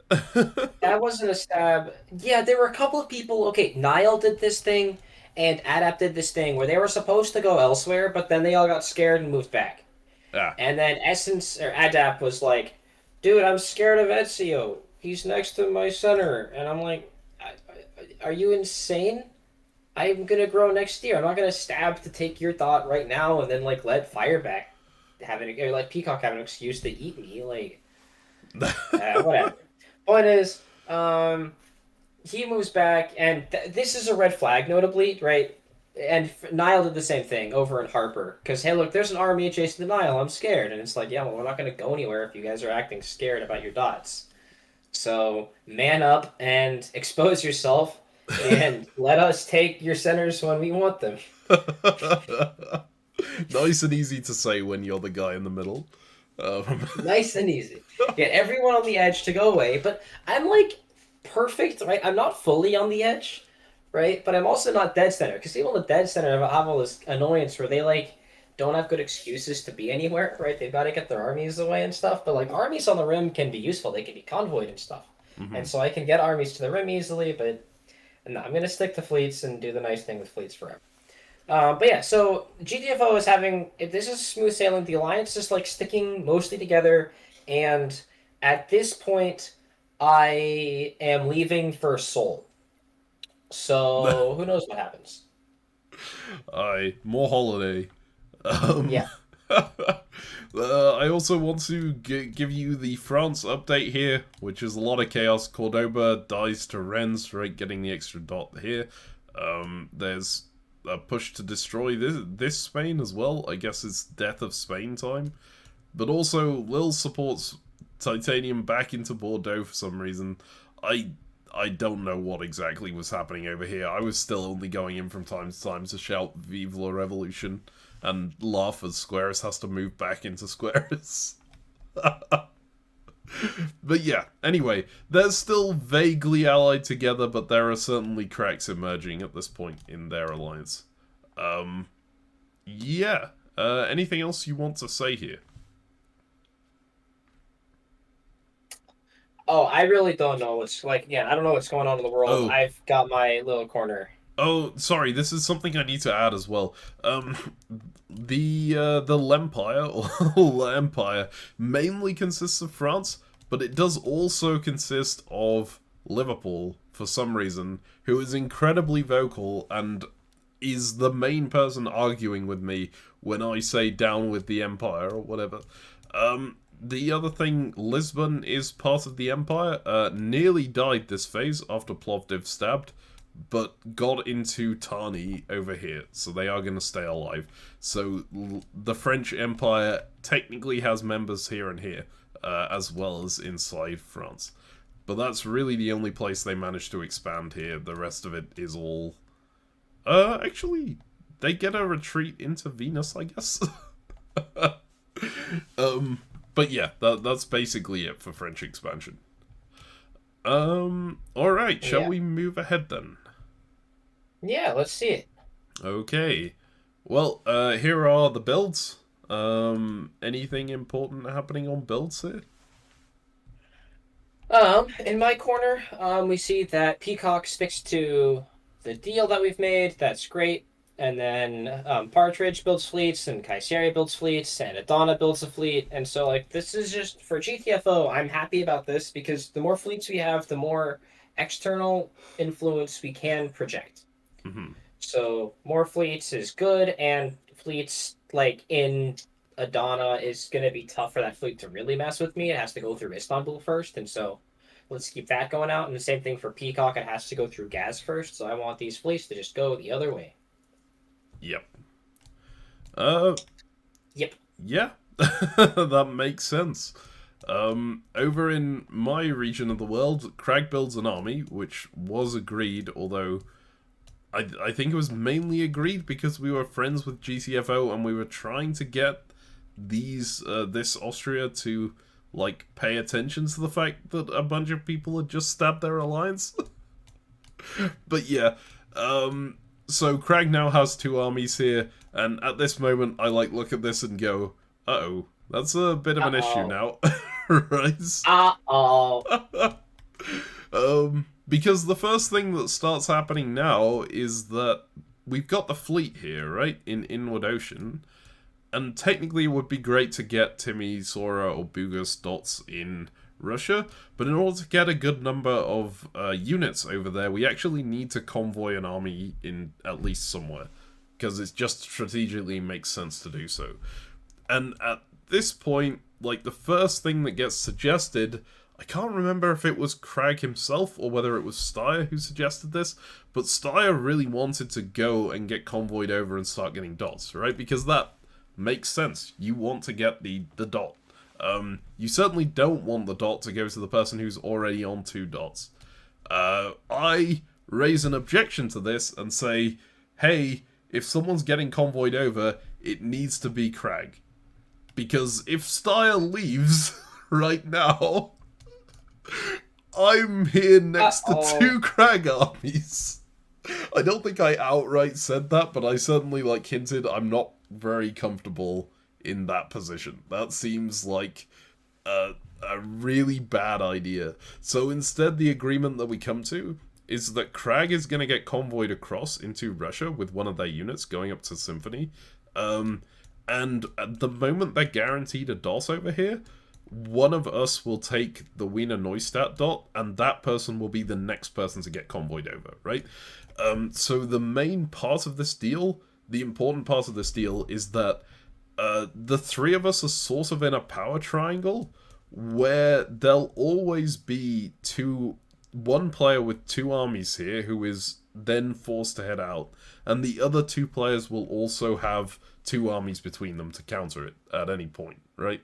It's actually a surprisingly stable configuration, because there's not, like, if Crag wants to stab us here, we just support hold, and there's really not much he can do on this side. He can stab these people, but that's less of a concern for me. In fact, I'm kind of hoping that happens, because if he goes for Timisoara or Bugas, that gives me an excuse to try and get a dot earlier on this side.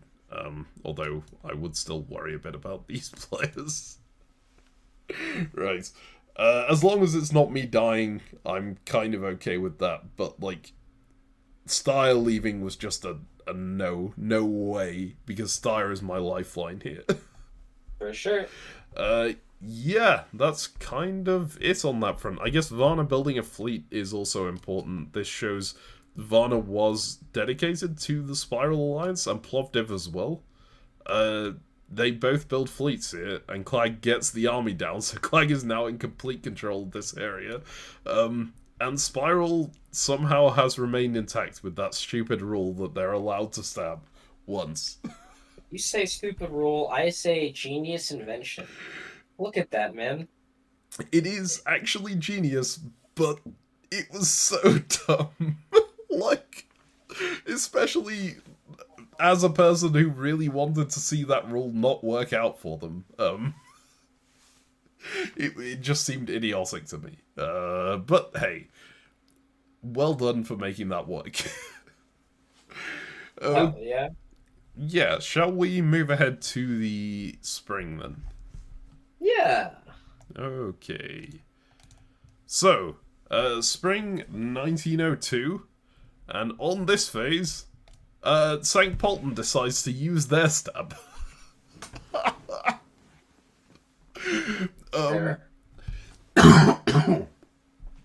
I don't remember if St. Polten was being told to go to Fang here or not. I think they were, but I decided I can't really risk bouncing them out, right? That seems like a bad idea. So I go ahead and issue the support hold.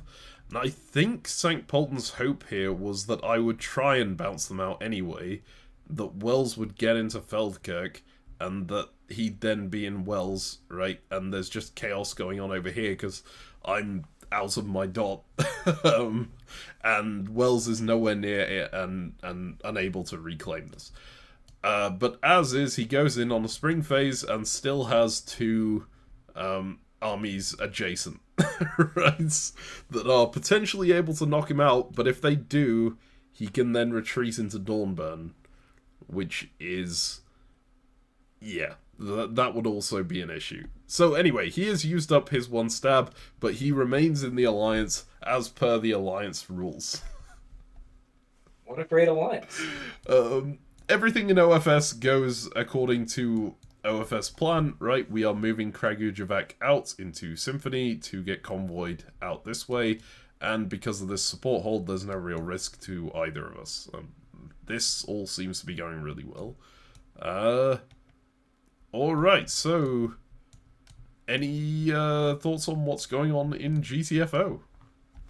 Yeah. So, things you'll notice first of all, my area is going great. I got Chicken to agree to support me into Fireback, and Peacock walked out of Fireback, so I was gonna get in no problems.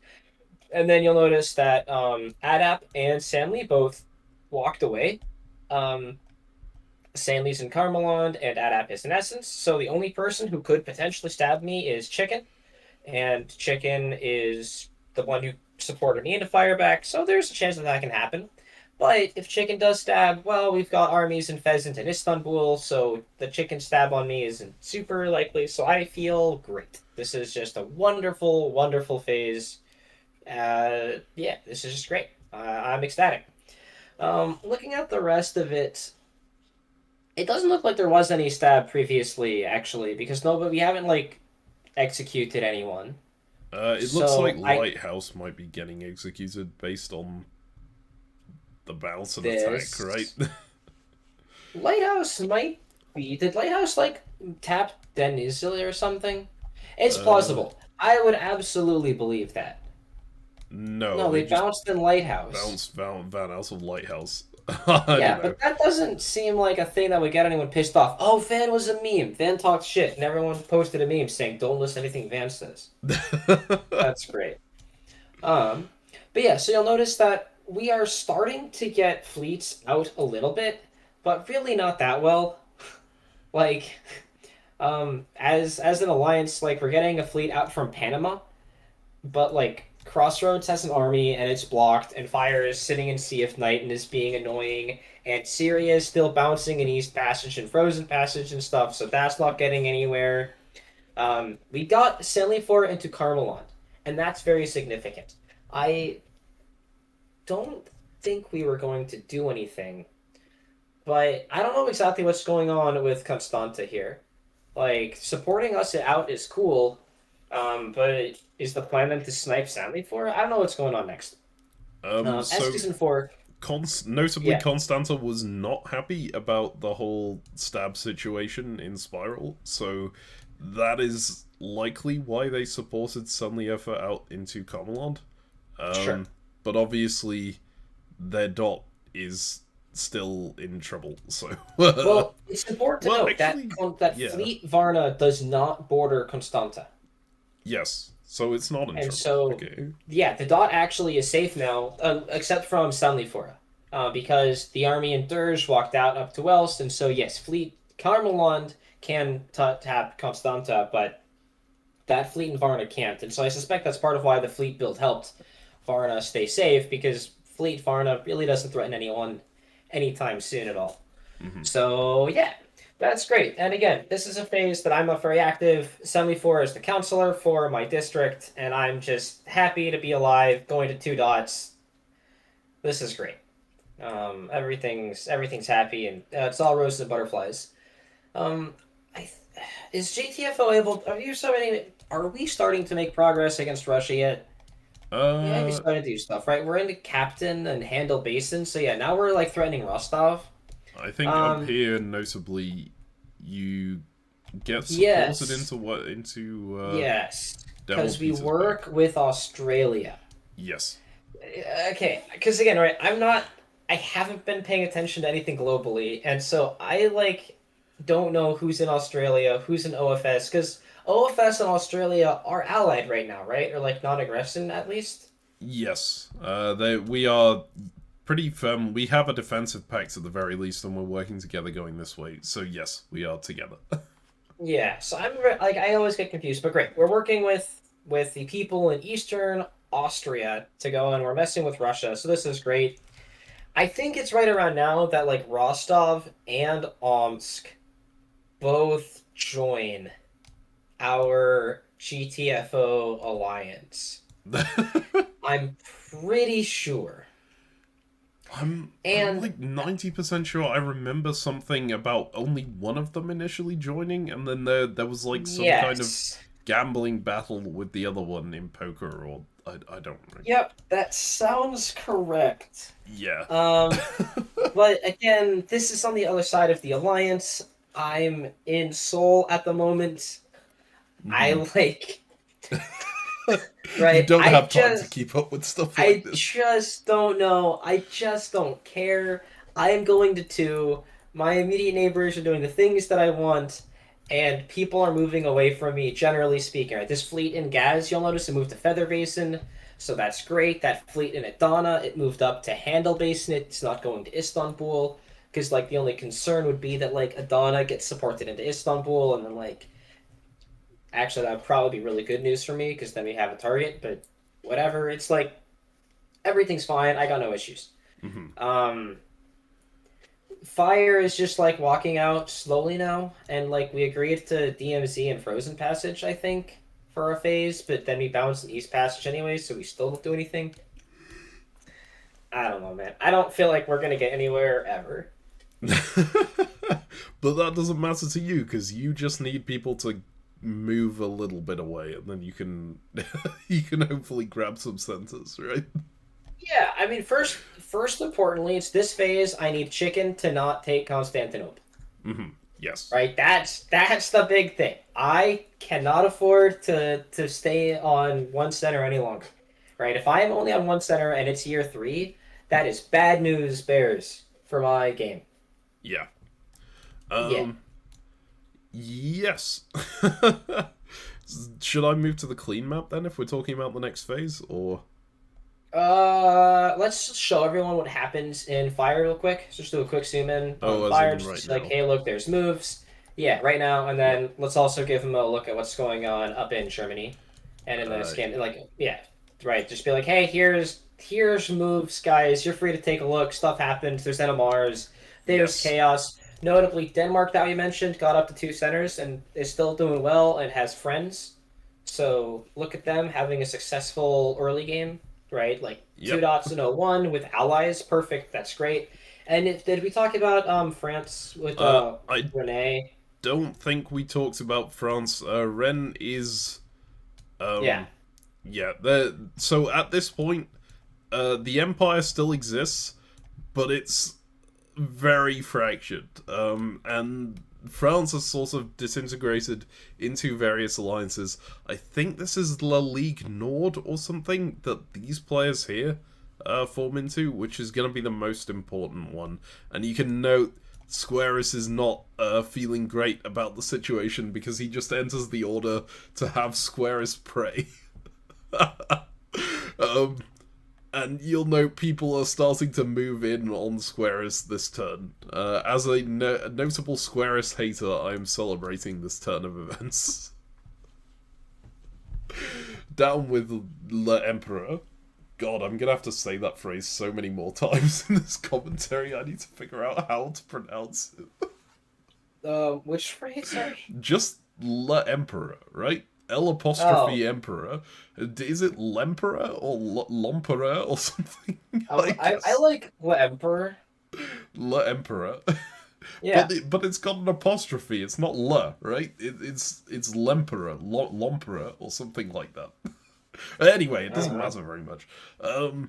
Yeah, basically France is chaos at this point, which is allowing Fire the opportunity to go, like, move up this way, and you can see them getting into Sea of Ice, and they're trying to get this player to like move up against France as well, although they are not being very cooperative. uh, right, yeah, let's go to the clean map then. Um, anything specific you want to talk about here? Clean map? Nah. No, Let's just go okay. to the next move and let's start seeing the chaos really start to unfold. Okay, there is one important thing up here on this turn, I Oh, come think. on. Just before we get in, which is that the plan was to send Symphony over into this area, right? I think we were asking Breggans to support it and stuff, and Breggans was going, well, I'm giving Sir Devil's Petersburg over. I kind of need to be the one to get the dot. And over this side, Crescent and was going to take Ufa, and then Ufa agreed to help us out and move to here instead. So Crescent is now saying, oh, we need to give Ufa a dot so they can survive when I take Ufa. And so suddenly this convoy over here is becoming a lot less, like, feasible, just on this turn at least. So we decide we need to delay it by a year. Although Crag was very happy to take the convoy if it was something that we were gonna do this turn. So if you move on to the phase here, you can see Crag does attempt to take the convoy. He is an Australian player, so he wasn't always around at deadlines, so he would leave in moves like this when we changed the moves. But this Inward Ocean fleet, so Timmy Suarez, actually supports Ufa into Enodak instead. And you can see Crescent gets supported into Ufa by Adana. So good friends with GTFO still. But this was all arranged, so Ufa gets the dot, right? They're not technically in OFS, but they are helping us out. Crescent gets the extra dot on this side, and I think Kazan defects from Russia to get Breggans this dot in Samara, hoping that that will enable them to survive by making friends, right? Yeah, so that's about it from this side. We just do a nice little triple bounce here. St. Polton stabbed Wells, of course, and kills Wells because Dawnburn can't knock them out of Wells again. It would kill themselves. So Dawnburn just takes the rift instead. And surprisingly, to me at least, Klagenfurt doesn't stab Innsbruck here. They just walk out through and actually keep to their whole thing of only one stab. Unfortunately for Novi Sad, Innsbruck takes their one stab and kills Novi Sad, and Plovdiv takes a second stab and kills Ayasi. So you can see exactly what this kind of policy leads to in your alliance. And now everyone's on 2 or 3. Yeah, except the people who are dead, and of course they don't matter anymore because they're dead. Exactly. So... It's perfect. Alright. So, GTFO, you said chaos unfolds here, right? Yeah, so the big thing is that Adap stabs Sanlifura. So my boy. 2 neighbors, one of them being the counselor who's made it out of the South Spiral, was making progress for the Alliance. We're getting out of here. He just gets stabbed and killed by the other one in the Alliance. Yep. So, oof. I NMR here, which doesn't matter. I was holding anyways, but it is an NMR, which is relevant later. So, yeah, remember that part. And then there was another stab somewhere, right? I could have sworn there was another stab this phase. Probably, but Nobody I don't walks actually into a see dot. it. Maybe Grouse walking into a thing, but that tap, I don't think so. I thought there was another stab this phase, but maybe there wasn't. Maybe there was just the one stab. There's Nice and an perfect. NMR, if that counts. No, look, 2 NMRs. People were gambling on how many NMRs were going to happen in GTFO. I think it started in year 3 is when the gambling really started occurring. Yeah. Yeah, clearly Lighthouse also was being killed on that last turn. I think it might have been a substitute. That would explain the whole... I do remember that there were points at which GTFO gets a substitute and then just goes, kill the substitute. And the poor person in chat going, please, anyone help me, please. And then they just die immediately. Alright, so notably, we didn't ever do that explicitly. Mm-hmm. I'm pretty sure. We were talking about it. Now, I will say it's quite different to say, okay, we're going to go kill the sub. Don't worry about it. and then give the sub a chance to negotiate and like weasel their way out. Because I know that Istanbul does in fact sub out, and then a new Istanbul comes in, and we don't immediately execute them. Okay. And other points, people do sub, and again, we don't immediately execute them every time. But um, look, there's a chance that this is a lighthouse sub, and then they like don't want to work with GTFO, and then we just munch them. That is very possible. Mhm. But that's also in the East. I don't care. I don't care. Fair I enough. have I have bigger problems. There's now going to be a two center power that it is bordering my one center, and that is scary. I mean, you have And two centers. It's not your one center anymore, right? well, yeah, but the only center that these two units border is one of my centers, and that means he's going to be fighting me, and I don't like that. I Um, would have thought that you'd love this because it means that you can say, "Hey, chicken, support hold me. I'll go into Storm Base and kill him." Right? oh, I mean that's exactly what I do, yeah. But I don't want to be the only target, and to me, it just seems so incredibly obvious that I'm not going to get these thoughts because the stab timing is a little bit too early because I'm already at 2. And so if I Mhm. get one of these thoughts, then I go to 3, and like Syria's on 1, and like Varna's over there, and like it's tough, right? Like I don't think I'm gonna get these thoughts, so Mhm. I think this is not a great timing for me personally. I am sad to see the stab happen right now. Um, I'm a short-sighted player. Sometimes I'm wrong. Um, but I know, like, it's not the end of the world, right? Because yeah, I'm in a solid alliance and I'm strong. And Stanley Fora was quite happy with me, and I've been upholding my end of the alliance. I've been supporting it. I was an important member in the start, at the founding of it. And then Stanley Fora says, Ezio, I am dying, and it's my dying wish that you take over as counselor of the Gateway. I mean, you're the only person left in the Gateway who's in the Syria! Alliance, right? Oh yeah, okay. Syria!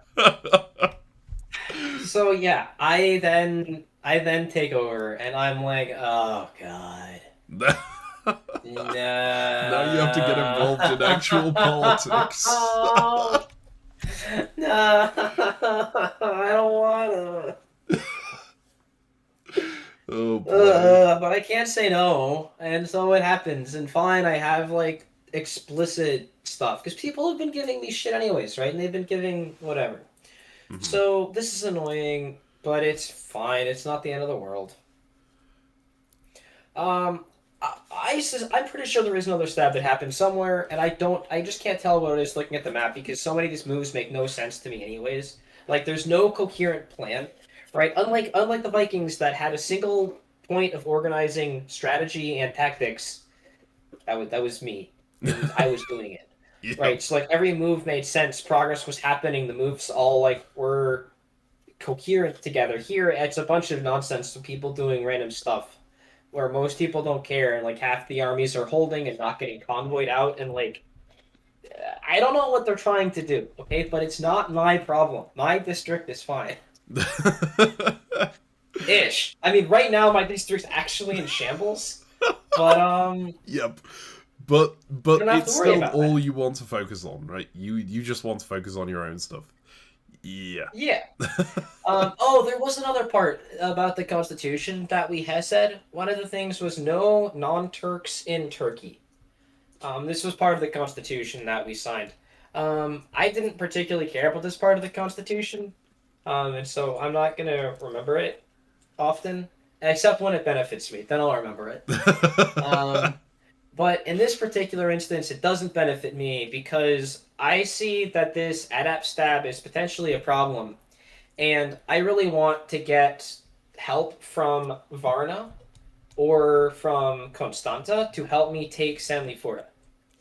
Yep. Because right now, assuming he puts down an army or a fleet in ADAP, like that unit in Stanley 4 can support hold ADAP, and my life is really painful to try to figure out the guesses and stuff to actually make things work out. If I can get them to take Stanley 4, then that's great. They'll take it, and then one of us will take ADAP. And then I think Stanley 4 is going to be my third thought because it'll be held by a non Turk. It'll be in Turkey. We'll have killed a stabber, and then we can, whatever, take it later, and that'll be fine. Yeah. So that's what I'm thinking. And so, strictly speaking, I think this actually worked according to the Constitution because the highest thing was stabbers must die, and then afterwards came known on Turks and Turkey, but priority first was stabbers must die, and so the argument that I pitched to the rest of the alliance was, hey, we gotta kill the stabber. It's not a guarantee that the stabber dies if we don't work with the other people, so let's work with the people to kill the stabber. Great, done, mission accomplished, success. Constanta says, yes, I love her. Constanta's not in it.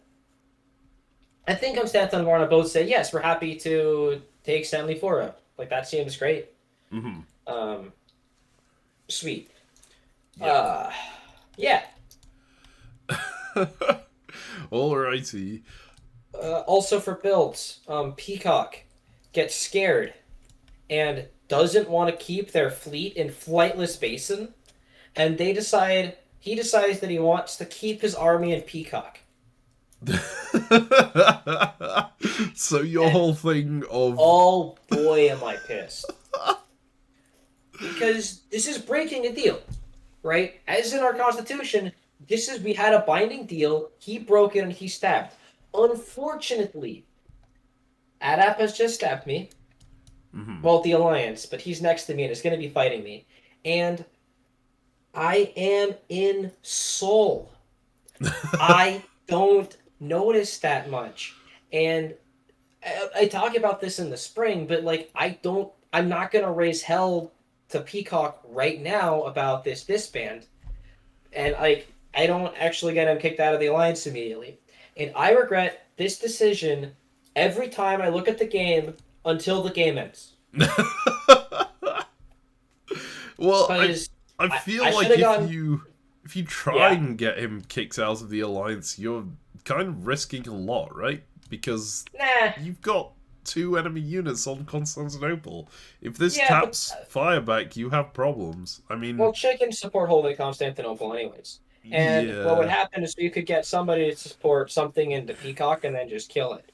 But I didn't raise hell. I didn't do anything about it here.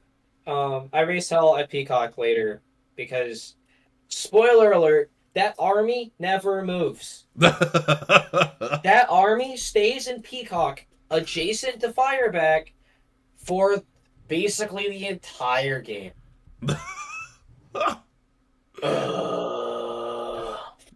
Yeah, okay.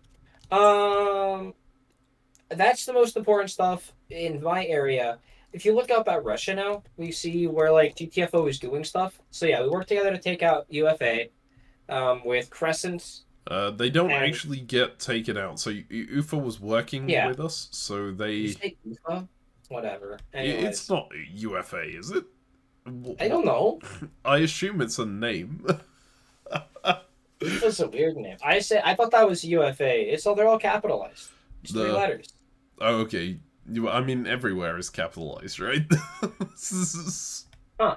Interesting. But yes, anyway, they survive. And yeah, you're working with Crescent. That is true. I believe Omsk is the one who joins GTFO. It looks like it because we support them into Rostov. And that also tracks with my memory because Rostov was a shithead and Omsk was somewhat reasonable. But Rostov does survive. They go to Omsk. Yeah. Unfortunately for Volgograd, they help Rostov survive, but they don't survive themselves. They get killed by Ireland, I think. Brutal. Why do we care about Liverpool, by the way? They are gonna be relevant. I promise. Well, they don't look relevant yet. Okay. All right.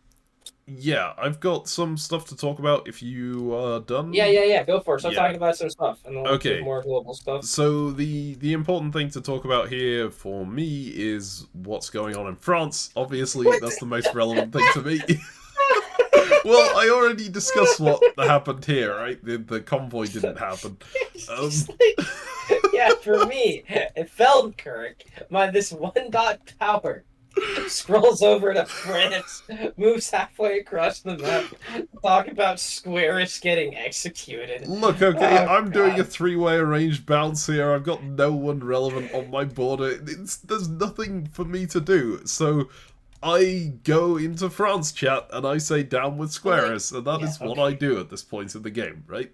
Yeah. And on this turn, I go into the France chat and I go down with Squares, and they go, yeah, Squares is going down. We're like in the middle of talking about supporting each other in. I think they did some kind of poker game or something to determine who gets Squares between the two of them, and they determined that it would be Strasbourg, and then Strasbourg takes Squares, right? And yeah, I mean, I was kind of surprised because I went in just doing this meme again, and then they went. I hadn't actually been looking all that much at France, and they went, "Yeah, we're killing Squares." It's like, wait, when did that happen? Isn't the Empire still a thing?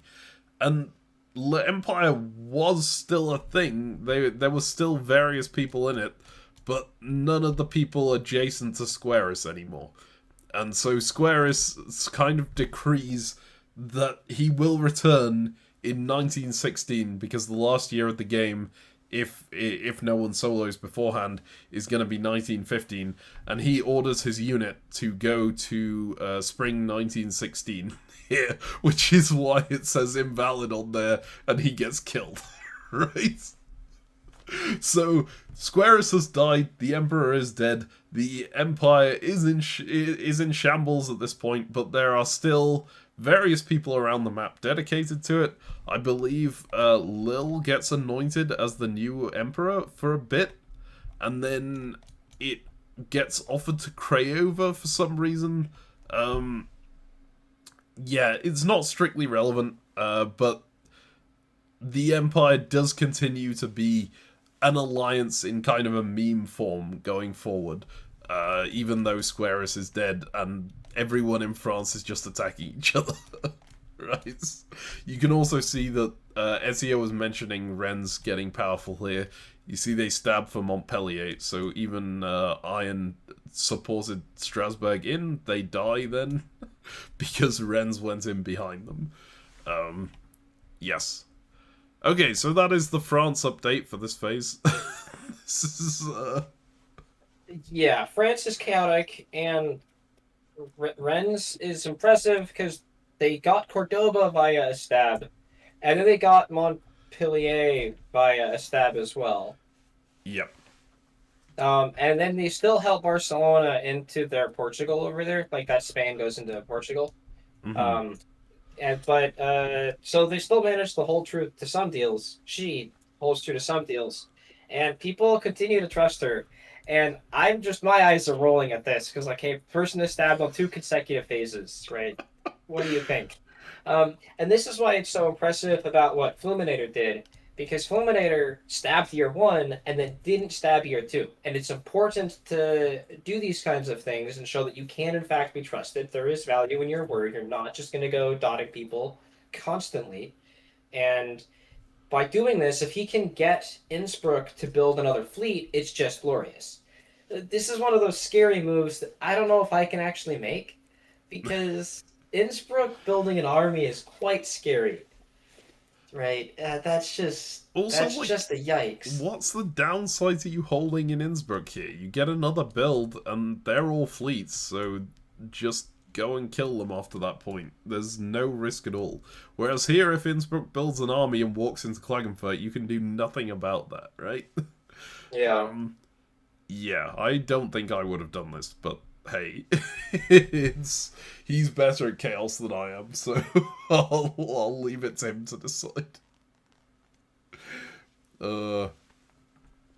Yeah. So yes, sorry. Did you have anywhere you were going with that, or was that? Oh no, just pointing out that Flume is a good player is all. Yeah, absolutely true. Shall we go to the clean map? Should we double check France or Italy? What's going on down in Italy? Yes, it's mostly them moving out, I believe. Like, these are all arranged bounces at this point. I think that might every be, army is useless. Every fleet is just around. Yeah. Yeah.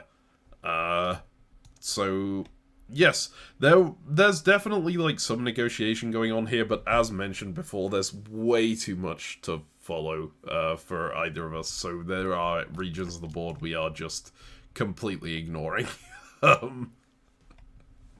Yes.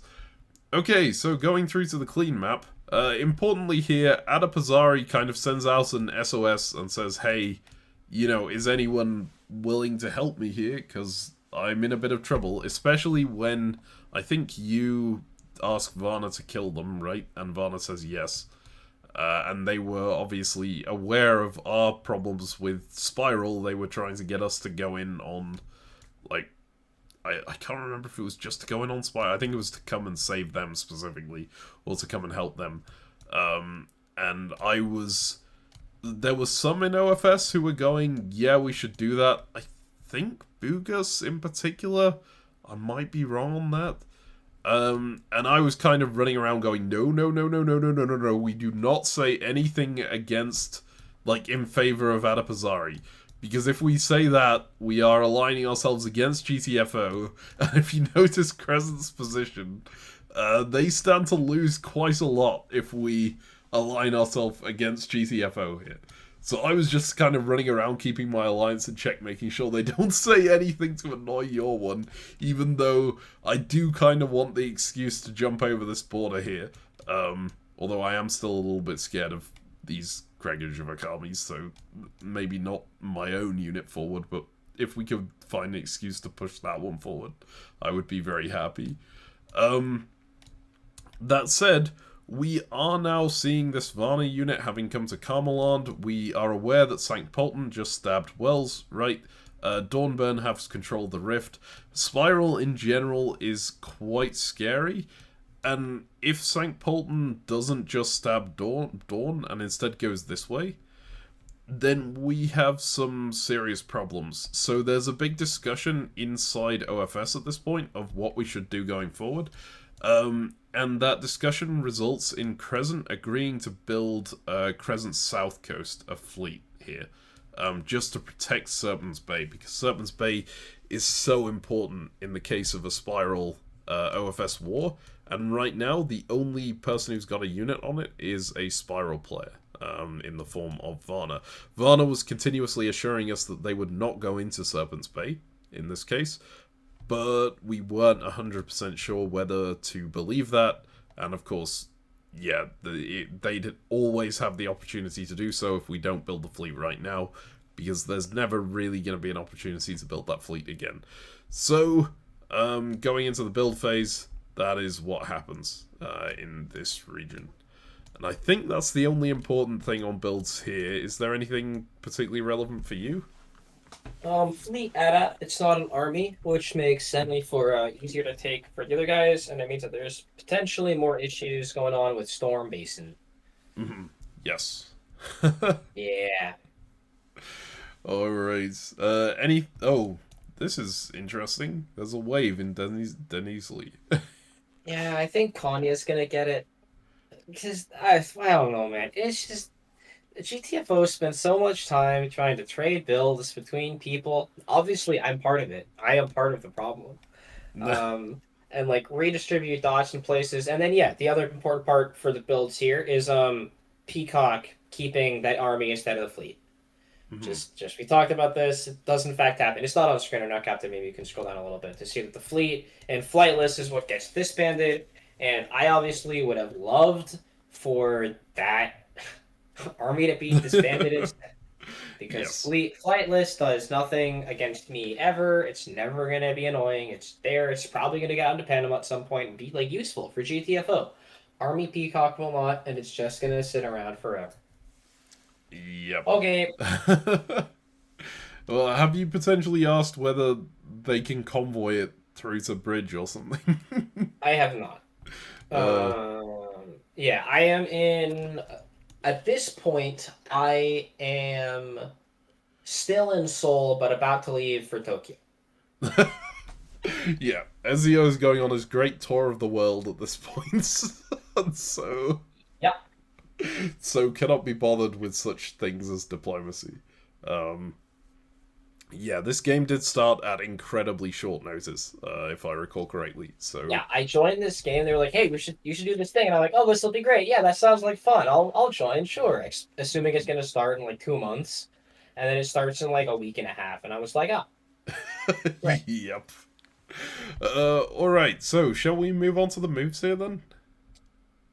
Sure. Okay. Do you want to do yours first, or should I do mine? Yeah, let's do mine. I get chicken to support Hold Con, and I move into Storm Basin, and I'm happy to have gotten into Storm Basin. I kind of thought I got Syria to move back to Storm Basin 1, but I guess not. Man, it's difficult to tell people to do stuff when you're not around sending messages because you're on vacation. Indeed. Ah, well, I mean, the important part is that I did get Varna has the fleet in Carmelon still, and Constanta has an army in Carmelon, and so Sanlifora is going to get captured, and I have two fleets bordering it, Hmm. and so I am next to Adap. Notably, though, there's an annoying thing here where like there's no guarantee that I actually take Adap, right? It's like Sanlifura can tap Constantinople, and Storm Basin 1 can cover Adap. And so like that counters most of the moves that I would use to take Adap, right? If I take from Constantinople, I would need to bet that they're doing exactly that. This is public press, and so I need to ask Chicken to cover Constantinople, and then I'm not gonna. I give Chicken a build, and I don't get a build, so this doesn't actually help. So I'm probably not gonna get a thought, as I was worried So, about. I'm not gonna get a notably, build what here. you are saying is that you you could make progress against Adapazari, but it would give your ally a build instead of you. Yeah, And you don't want that. yeah, of course not. Not in this context. Do you want Chicken to build?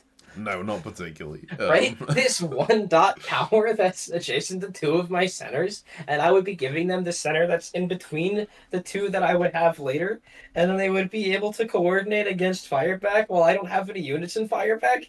No, no, thank you. That sounds terrible. Um, Mhm. yeah, but I'm in Tokyo now, and I'm just way too busy. Way, way, way too busy. So I'm having the time of my life, notably, while I am in Tokyo. So that's all great. But not playing this game. Yeah. Um, yeah, there was probably another stab somewhere last phase. By the way, no, maybe not. Just whatever. It'll be fine. This is all that happens in GTFO. People are making progress, moving stuff around slowly and inefficiently. I'm Just so that's. confused. Like, what? Hmm? Why is They this had to crossroads? convoy the army because we want to get the fleets out. And so we're supporting the fleet into Crossroads while we convoy the army out so the fleet and Crossroads can move into like a place that's useful. Right. Why do you not just, like, have that army get force disbanded and then move the thing out and rebuild it as a fleet afterwards? Like, Because like Sea of Night, right? Parma's actually in fire. oh, I They're not in see. GTFO. And so they might mess with us or something. I don't know, man. These people are insane. I don't Well, look. I'm mostly thinking like Ankara, so convoying a unit into their own dot is yeah, that is a little more than I would do. Hell yeah. What a such balls Also, this or fight over whatever. Forest has seemingly been going on for a while, and then Journey just moves back into Mirage. Um, Dude, I don't know, man. yeah, there's just a whole lot of nothing going on. But hey, you've got a little bit of mobilization, right? And Yeah, a suddenly, fleet got in there. But like notably look at the unit, the fleet in Triangle Basin that can't even move into Nile because Nile, the player, is too paranoid about it. And then like the most important thing is that like look at that army in on Italia that got convoyed over to Siege's Bluff, right? where is Like this? look at Sorry. that. This is northeast of GTFO. It's near Partridge. Oh, I see. Right. Yes. Hell yeah. I mean, that's definitely like decent for That's advancing, right? progress. Yes, that is Yeah, actual because remember progress. that like Omsk, Omsk and Rostov have switched, right? Hmm. The player Omsk is now in Rostov, and the player Rostov is now in Omsk. Except they've just moved, so now Omsk Is back in Omsk is back again. in Omsk, and Rostov is in whatever that is. Yes. Notably, I think Omsk is GTF in, right? You have like a Uh, category of members Not in your yet, not yet. alliance. I invent GTFN, I think. Oh, okay. Wait, maybe not. I think I invented as an excuse to uh ally Constanta. Okay. Because I Maybe remember... they're GTFN. They might be GTFN. I do remember Omsk at some point becomes GTFN. I don't know if it's immediate. But GTFO ends up having two tiers of members, right? You have the like proper represented peoples of Turkey who are GTFO, and then you have Yeah, the original GTFN members. who are like vassal states around the outside, who are accepted into joining. Yes, I Basically. think there's someone in like the eastern Russia as well. Not Omsk, but like it's one of them. Maybe Saratov or Volgorod. Someone over there eventually becomes GTFN. I forget who. I don't. It's Russia, man. I really don't care. Fair enough. Uh, all right. So yeah, Yeah, but that's it for GTFO. That's what I got. okie dokie. Yes. So you will note that Innsbruck built a fleet. So Flume, I really don't know how you manage this, right? Getting these players to do this, but yeah, Innsbruck decides I'm gonna build a fleet. I'm gonna continue letting Klagenfurt have complete control over this entire region, and I guess hope he leaves me alone. Um, My man's good at diplomacy. What can I Yep, say? very, very good. And of course, Plovdiv had a build there as well and built a fleet. So there's. Yeah. This spiral is just completely under Klagenfurt's control, and he's not even got any units in it. He like, walked them all out to attack here. Leoben, I haven't been paying enough attention to here, but they did stab for Belgrade as well on that turn, and grew to 3. They have a deal with Klagenfurt to expand out together into this region, and they technically were aligned with these players, but of course these players, seeing them having stabbed twice, go, all right, we're just gonna take your dot now. So they lose that. But the two of them are working together over here, which is why Clegg is making progress into Graz. And yeah, uh, that's pretty much what's happening on this side of things. If we go back to my actual centers, you will notice that this is not what I was talking about doing before, right? We mentioned that Steyr and Feldkirch would be support holding each other continuously while these two units were around, but of course we don't need to support hold each other anymore. We've got Wiener Neustadt has moved out into Symphony, it's going to get convoyed off. And we have bigger things to worry about. We have Dornbirn in the Rift, and we have St. Polten moving towards us into Dirge. This bounce here ends up being arranged, I think, between Varna and Crescent, but it's sort of a culmination of a whole lot of like problems that have emerged during the game. St. Polten is very clearly in press, wanting to go against us and trying to get his alliance to go against us, so at this point we are like, okay, we kind of have to move this way. And I think Steyr also just wanted to get into the Rift for ideological reasons. So we start actively mobilizing in this direction, and you'll note that we bounce Dornbirn out of full as well with Symphony here. That one might have been arranged. I don't actually remember. But yeah, generally, the war with Spiral is now actually heating up and probably going to happen. So, over this side, I actually have no idea what's going on with this. I think Ufa was still in our alliance, so I'm pretty sure Bregan said they were supporting this to here and then ended up not doing it, so, but we are still aligned with Australia.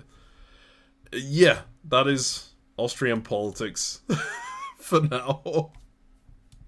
Important things to know, OFS and Spiral are close to being at war. Basically as close as you can be without actively being at war yet. Yeah, I mean, we're just moving our units at each other, bouncing in multiple areas in the DMC between us and the neutral territories, but we're definitely not at war. Yeah, yeah. Yeah. 100%. Uh, okay. So, have you got anything else to talk about here?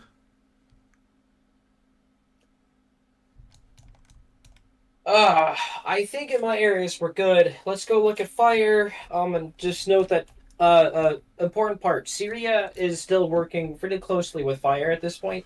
They've stopped getting some of these bounces, and like they're now in Frozen Passage and East Passage. Um, at about this point, I think GTFO and Fire have officially become allies. Mm-hmm. Wait, as in like they're the first like truly major alliances that are explicitly allied now. Um, and what this means is that we're not going to mess with each other. We're going to stop the bounces. We agree that there are like some of these like uh, uh, passage zones that are like the Frozen Passage and East Passage and like Sea of Night, which like they're the border between us, and so units should only be there if they're moving through. Um, Obviously they don't care about it. Like they give zero fucks because they're like, dude, you've got like 15 fleets over here, and you guys have like three. So obviously GTFO can't do anything, so they're just gonna keep their fleets wherever they want. And Syria is the member of my alliance that's exposed to them, and so I'm gonna let Syria do whatever Syria wants to keep them happy, even though that means just like letting them into East Passage. Um, because I was looking at this and I'm like, we should, from a strategic perspective, if like GTFO was a single alliance and France was like a single player, I should say, not alliance, a player, and like France was a player and Fire was a player, I think GTFO should work with France to attack Fire. Mm-hmm. But that's not, this isn't the game that we're playing. Right? Yeah. France isn't actually a thing. It's just a bunch of it's just a dot bag waiting to be popped because they can't figure anything out, and they've got Ronnec in the back who's just eating people left and right. So yeah. Yeah. Um, yeah, pretty much. And of course, for you specifically, you don't really care what's going on outside these walls much either, right? You're like looking specifically at these dots at this point, and not really much Oh further. yeah. Yeah. I mean, it's really important that I make a lot of noise and talk about things that are outside of the alliance, that are outside of GTFO, because just because I'm not the one who's going to go there doesn't mean that GTFO shouldn't. Because if everyone in GTFO hunkers down, then I never get anything. So I really need to be talking about, oh, Fire's our ally that's going to be great. We're going to go get centers from France. We're definitely going to get Valencia or Almada. And like, look at all these centers in Russia that we're going to take, right? And we're definitely going to get all these dots. And like, man, whatever UFA or whatever your alliance is, like you guys are working with us now, but like we should take Crescent and stuff, and we'll do all the things. And notably, I actually convinced people that like we should just take the dots in Crescent and UFA because That wasn't this why turn, right? not? That is Yeah, quite not relevant yet, to. but that comes up for sure. But like, point is, I need to make a lot of noise about all of this stuff happening because that's what people notice and care about, even though I'm not actually going to be able to do anything about it anytime soon. Yes, I'm going to be taking these stuff, but like, it's good for the alliance if I'm making noise to try to get dots elsewhere. Mhm. Yeah. So yeah, I. Uh. Yeah. Yeah. 100%. It keeps the alliance together basically, and yeah, and with it like goals. yeah, and it shows me as being pro alliance player, even though I'm just taking other dots. Um, Yes. Uh. God. The crescent thing is gonna be so annoying, but that's not right now. We'll get to that later. Okay, so anything else you want to say, or shall we move ahead? I think we can go next. Okay, so we will end up on the clean map here. So notably here, before we get to the moves, Dornbirn, I think, actually just agrees to vacate the rift and let Styr in as part of... Because at this point, Styr then starts talking about it being their pilgrimage, and they managed to get support from the North Austria, which are like the religious about the rift Austria. And that was also the Austria that Dornbirn got their support to go into the rift in the first place from. Not like physical support on the map, but support in the press. So I think Dorn just agrees to move out and let Styr in. So Styr says to everyone, I'm going into the rift on this turn. And I'm looking at these Sankt Polten units and seeing them potentially going into Worm and Fang on the next turn. I'm thinking, oh god, oh god, oh god, I've got to bounce this, right? And figure out what the hell I'm going to do on the next turn. And I'm so obsessed with looking at that I don't notice that this leaves Crag in the position where they can just walk into Styr and Timisoara. They don't actually get into Timisoara because Bugus tries to stab Timisoara on the same turn, but Styr gets killed by Kragujevac because we never convoyed that army out, right? My logic was perfectly sound. If we have a unit getting convoyed out every turn and two other units sticking around, there is no incentive for anyone ever to stab, so we're perfectly fine. But the unit just stayed here because our plans changed, and then we were like, oh, other things have come up, we need to move out, and suddenly this center is open, and now I'm gonna be surrounded by 3 units of a player who's just stabbed the Alliance, right? And the only potential rescue for me, in fact, there is no real potential rescue for me. There's a Sankt Polten has a unit adjacent, he wants to kill me. And Timisoara is alive because these two both try to stab him at the same time, but his fleet is in the Bay of Sumway over here. And it's a fleet, so even if it comes back, it can't help me. Like, oh my god, I'm not long for this world at this stage.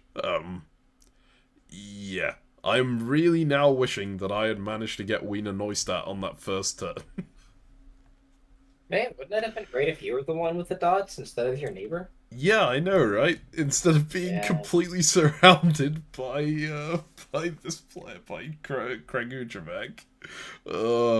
And you'll note I said at the start of the I said at the start of the video, this is Grug. I've worked really well with Grug in the past, and I named him, I labelled him a Care Bear because he sticks to alliances much longer than I would in a lot of situations, right? And I think in one of the Blitz diplomacy videos, we're actively talking to Grug, and I say, oh, Grug is a Care Bear, we'll be fine, right? And that Blitz was recorded an hour before he did this. Yeah, it was recorded and posted. And then people thought we were talking about Clag, by the way, in that, which we thought was hilarious, because no, Flume is not a Care Bear. Crag was. But was this before or after we stabbed Grug in the Russia game? I think it was... No, it was probably after. But, like, I don't think that had any bearing on what he was doing here. I think he just saw a stab in a Chaos game that put him in an amazing position, right? And decided to go for it. Oh, yeah, I agree. I'm just saying the fact that he's also then going to have 3 units on you. Yeah, there's definitely... it's a problem for me. Let's put it that way. You will also note Crescent does not move into Serpent's Bay on this turn. And that is because of a heavy round of negotiation between Crescent and Varna, in which they agree to both steer clear of it. Which I was not very happy about, because I kind of figure why did we even build this fleet if we're not using it against the Sankt Polten and stuff? But I think Crescent was aware that this second fleet can come up, right? And then into Serpents, and then we have an issue. And Varna gave good reasoning for why they wouldn't be doing that, right? They really wanted to do stuff with Sanlieva. We need to talk about this as well, but we'll get to that later. So, Crescent doesn't move into here, and OFS is suddenly in a huge amount of trouble, and we lose Styr. Rest in peace, Styr. You were one of the best of us. And it's a shame you weren't here longer. This is a misorder. He ordered Styre to Rift instead of Cold to Rift.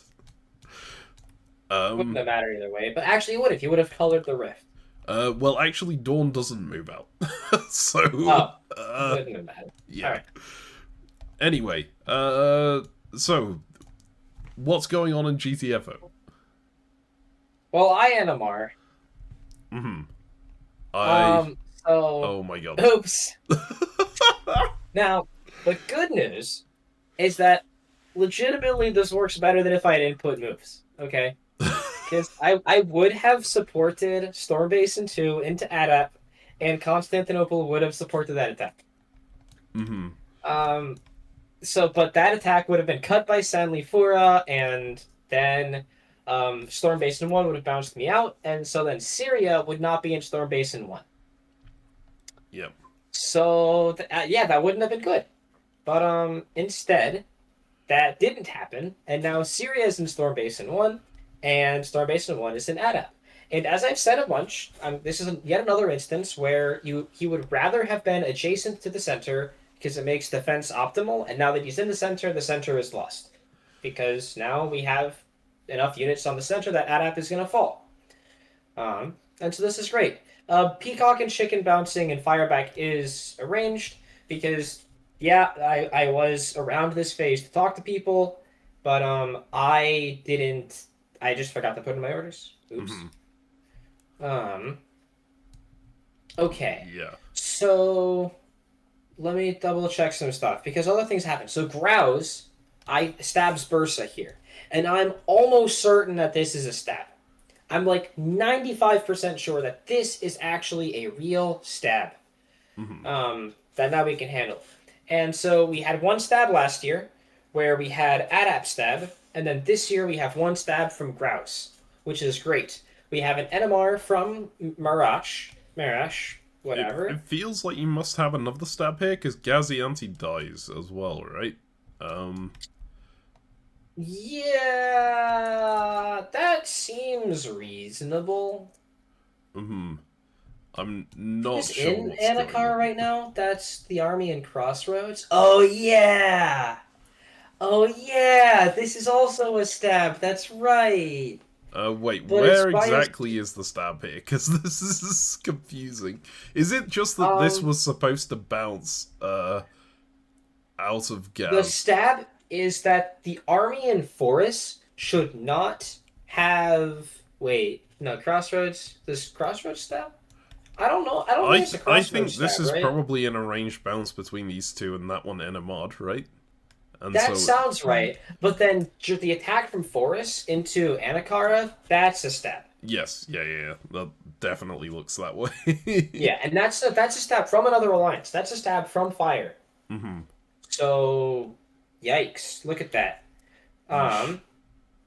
Yeah. So Rip Gaz, Yep. you were sad.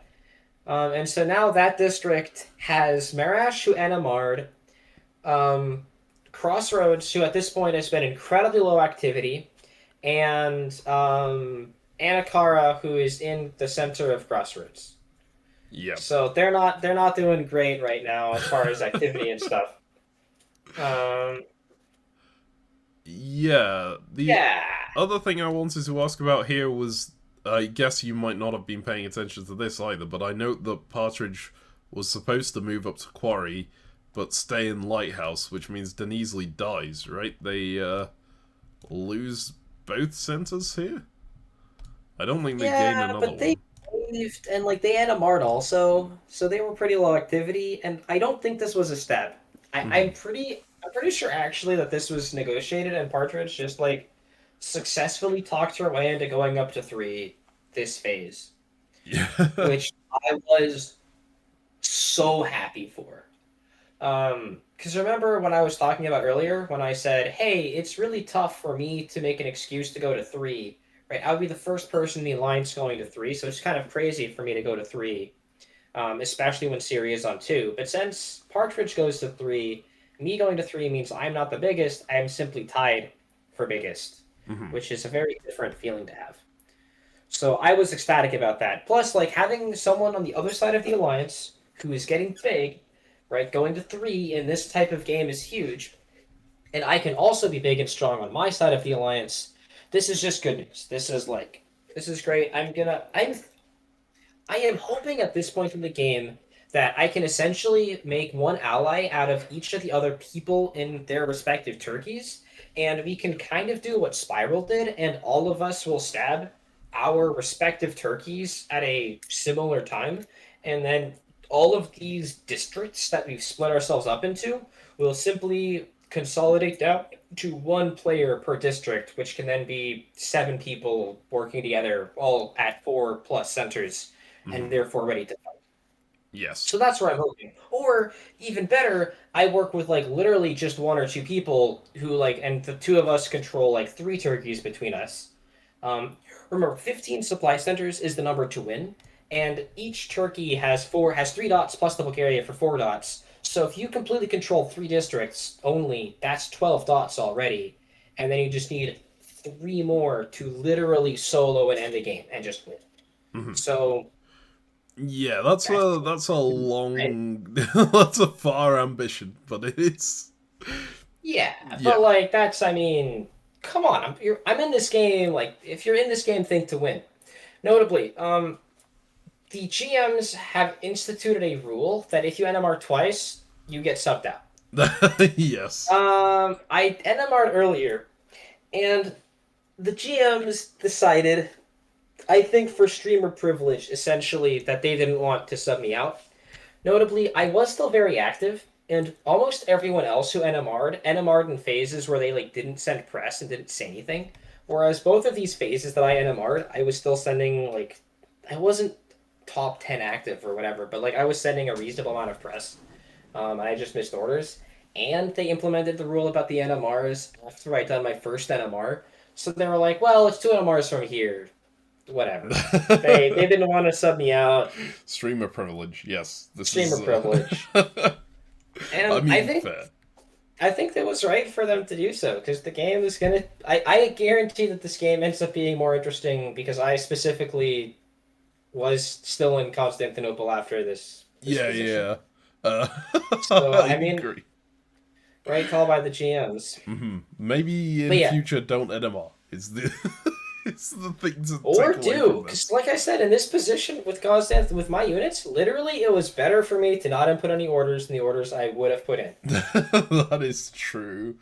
Uh, Right? Yeah. yeah. Not So that's usually not the case. you do get away with it. You are still alive, and I assume GTFO are not going to hold it against you that you NMOD. I mean, I'm just meeting the quota, man. We need to have a certain number of NMRs every phase. We've been the over on bets. I think every phase the betting pool has been around it because they set the line at 1. And we've just had 2 NMRs. It's really bad. Um, um, but yeah. yes, so GTFO is kind of scared right now, like because we now have 2 separate stabbers that are each on 2. Grouse, this stab is terrifying because there's no adjacent units to Grouse except for the 1 fleet in Triangle Basin. And other than that, right, there's 1 unit next to Bursa now, but the fleet in Flightless Basin even is pulled out. So there's no immediate crush this stab. Thankfully, though, because Partridge is building, there will be a unit in Partridge, and it has to be an army, I guess, to go and deal with this. I think maybe they make it a fleet, or she makes it a fleet. I forget exactly what she ends up building, but like this unit of Partridge is important because it's going to help clean up Grouse. And look, it's a perfect excuse for the big player to use their units to keep the alliance stable and strong and grow by themselves by killing the stabbers. Yes. Yikes! Absolutely. It like looking at how this turned out, Grouse would have been better off going to Partridge because Bursa have Way moved better. their fleet out. Yeah, so you would deny the build, and there'd be nothing adjacent. But Well, like Konya would that's be building, so then you still have 2 units next to oh Partridge, yeah and then yeah that's Fleet, true. and Zali is coming in. It's just yeah, Yep. But yeah. this is about as good a stab as you can get in a mega alliance like this. You send everyone else out, and then you go into their dot because there's no one I else mean, around. he only has 1 unit, which Yeah. makes the best stab you can possibly do not that good. Yes. Yeah, But the best way to stab is once you have, let's say, 8 centers, and you stab for 7, and you win the game. yes, That's the that's best true. stab you can do. But sometimes in Chaos, you get stuck on one dot, and you can't really do very much about it, right? I mean, yeah, sometimes, but that sounds like a you problem, not a me problem. Yes. There are a couple of other things I need to mention here if you're done with yours, but Absolutely. okay. First, I completely forgot to say this earlier, but talking about Partridge has reminded me. Limelier, who is the player who played Partridge, actually informed me during this game of Discord's inbox feature, which allows you to see any mentions that you have had in the chat. And I did not know about this before, and I told them I was so thankful. I will give you the shout-outs in the video, because God, that saved me so much time over the course of the game. From that point. So, thank you, Partridge, for showing me that. Yeah, I learned about this during the game too, because I was like, how can I see these old messages of myself? And I looked it up online. And then I recognized this was a huge edge, and I wasn't going to tell anyone about it. Well, thanks for not telling me about it, I guess. Um, the Yeah. the other thing, this is kind of relevant to you as well, right? This fleet in Camelot, too, Oh, yeah. tries to support. Well, the order that it gives is Carmelon 2 support Carmelon 2 into Sanlieva. So it supports itself in, which is obviously not going to Mm, work because yeah. it's... Yeah. Now, in chat, Varna immediately says, oh wait, that was supposed to support Carmelon 1 in. That's blatantly obvious because the move that it... Like, it's supporting a move that couldn't possibly have happened, right? It can't move and support at the same time. So can I get that fixed, please? And the mods go, yeah, sure. And switch this to a support on Camelot 1 and say, okay, that's taken Sanlieva. And then I instantly go in my confessional or void and at the mods and say, hey, you can't do that, right? This is... Yeah. And it's only partially because I'm at war with that alliance. But no, genuinely, that kind of order you cannot correct, even if it's clearly invalid and it was clearly meaning something else, right? Because in that case, the player is able to choose whether or not to correct their order after they've seen the rest of the map, right? Which is what Varna would have gotten to do here. Because the initial resolution of it was, yeah, that doesn't work, because that's a misorder, right? So Constanta doesn't get in.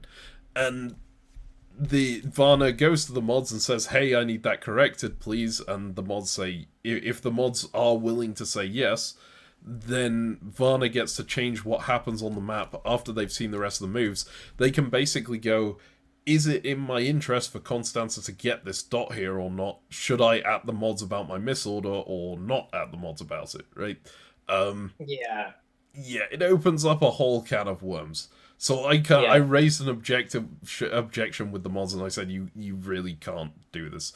You have to leave that as a misorder, because it is like that's just how this is. And Yeah, so it's a little tough, but that's how it works. Notably, I missed all that. I didn't know that Varna added the mods. I thought this was just very blatantly Varna not wanting to give Constanta the dot this phase. No, they actually did really want to give Constanza that dot. Well, I mean, Look, we'll get to that later. But it makes next phase make less sense because from where I was sitting, next phase was brutally obvious. Right, what was gonna happen? So, yeah, I think if you missed that conversation, then yes. I mean, maybe Varna also said in their void, like, don't let this happen. Don't Say let no. this happen. But the mods actually said yes initially and then switched it after... I don't know if it was just me who outed them or whether other people did, but they did switch it back and said, oh yeah, we can't correct that misorder, sorry. And so it ends up being like this. If you just see this on the board and you don't have that context, like, it is very obvious what's about to happen, right? Yeah. So, yeah. Not that Um, this is the first thing on my mind right now, yeah, but for you obviously, but for me it is right. yes. Like figuring out if Farna and Constanta are actually going to work together in Stanley Fora is important, and like if I'm looking to grow and I'm not just going to stab GTFO and I actually want to go out and get stats somewhere, then going from Sanli Fora, taking that, and then going into Carmelond and then Constantar slash Varna, that's like the closest dots to me that are not in GTFO. Yeah. So I care a lot about figuring out how things are going between the two of them. And also, they're in Carmelond right now, and Carmelond can go into Ghost Basin, and they're in a hostile alliance. They are a huge potential threat. Yes. So were you happy to see this not get supported in? I feel like you would want them in Stanley Effa here, right? So that you can take out a Basari more easily. But Yeah, I didn't really care either way. Like I had marred this phase, and so I thought it was just funny that, yeah, in fact, despite there being so many hostile units around Adapt didn't lose anything. the Um, and if Constanza built, it probably comes into Carmelon to try to reinforce Sanlifora. So I think I'm pretty happy that they don't get it. mhm. Righto. I mean, yeah, that is absolutely true. Uh, so fair enough. Okay, I think that about wraps up everything for this phase. Then, shall we move to the next one? Yeah, let's go with the winter and then let's call it. Okay. So, the winter is actually kind of an important phase for me, so I will talk through what's going on here specifically. Obviously, I'm about to have three Kragujevac armies on my border. I am terrified, because there's really nothing I can do about that, right? If those three decide to attack me, this unit is coming off the board. That is Steyer's unit. So I'm going to get kicked out of Feldkirch no matter what. There is no fleet. This fleet can't support me. Maybe this fleet could come into Serpent's Bay and help me out, but I would be dislodged from my dot in the spring phase, and then from there it's really difficult to actually make sure I survive. So the very first thing I do when this happens is, oh, yeah, Crag, I see why you did that, you know, it's completely fair. Let's keep OFS together, because if we don't keep OFS together, then Spiral is gonna walk in and kill us while we're all infighting, right? And Spiral were already, like, trying to make the proposition of, hey, Crag, work with us and kill, you know, the others. And so mine was directly contradicting that, right, and going against that. But I was just like, look, we need to stick together. We can just forgive all of this, and we've kind of made it a meme that, oh, mysterious French assassin sent by Squares must have murdered Steyer. We have no idea what happened to him. We're all still friends in OFS. OFS is still together. We're all good and happy here. And everyone agreed to it, because, like, it's exactly the same logic as with Klagenfurt, right? The people around them can't do anything about it, so you just have to go, yeah, I agree with you, I'm now your vassal, basically, please don't kill me. So we did that, Kragujevac agreed, and so now he's back in OFS again with 3 units around me. I'm praying that he's telling the truth, and we're still at war with Spiral, because they are saying they're coming in regardless. And, like, St. Polten is going, hey, I'm gonna pressure Feldkirch, maybe you should take the opportunity to take Timisoara or whatever. And we've got to see where that leads, essentially. At this point. I just gotta hope that things stick together. Yeah. You gotta survive, and there's an enemy who has stabbed your alliance and has 3 units adjacent to your center. Mm-hmm. You have 1 center. Good luck staying alive. Say whatever you can. This may be a very short video for CaptainMeme, but that's alright, because we still got Ezio to watch if I die, right? Absolutely.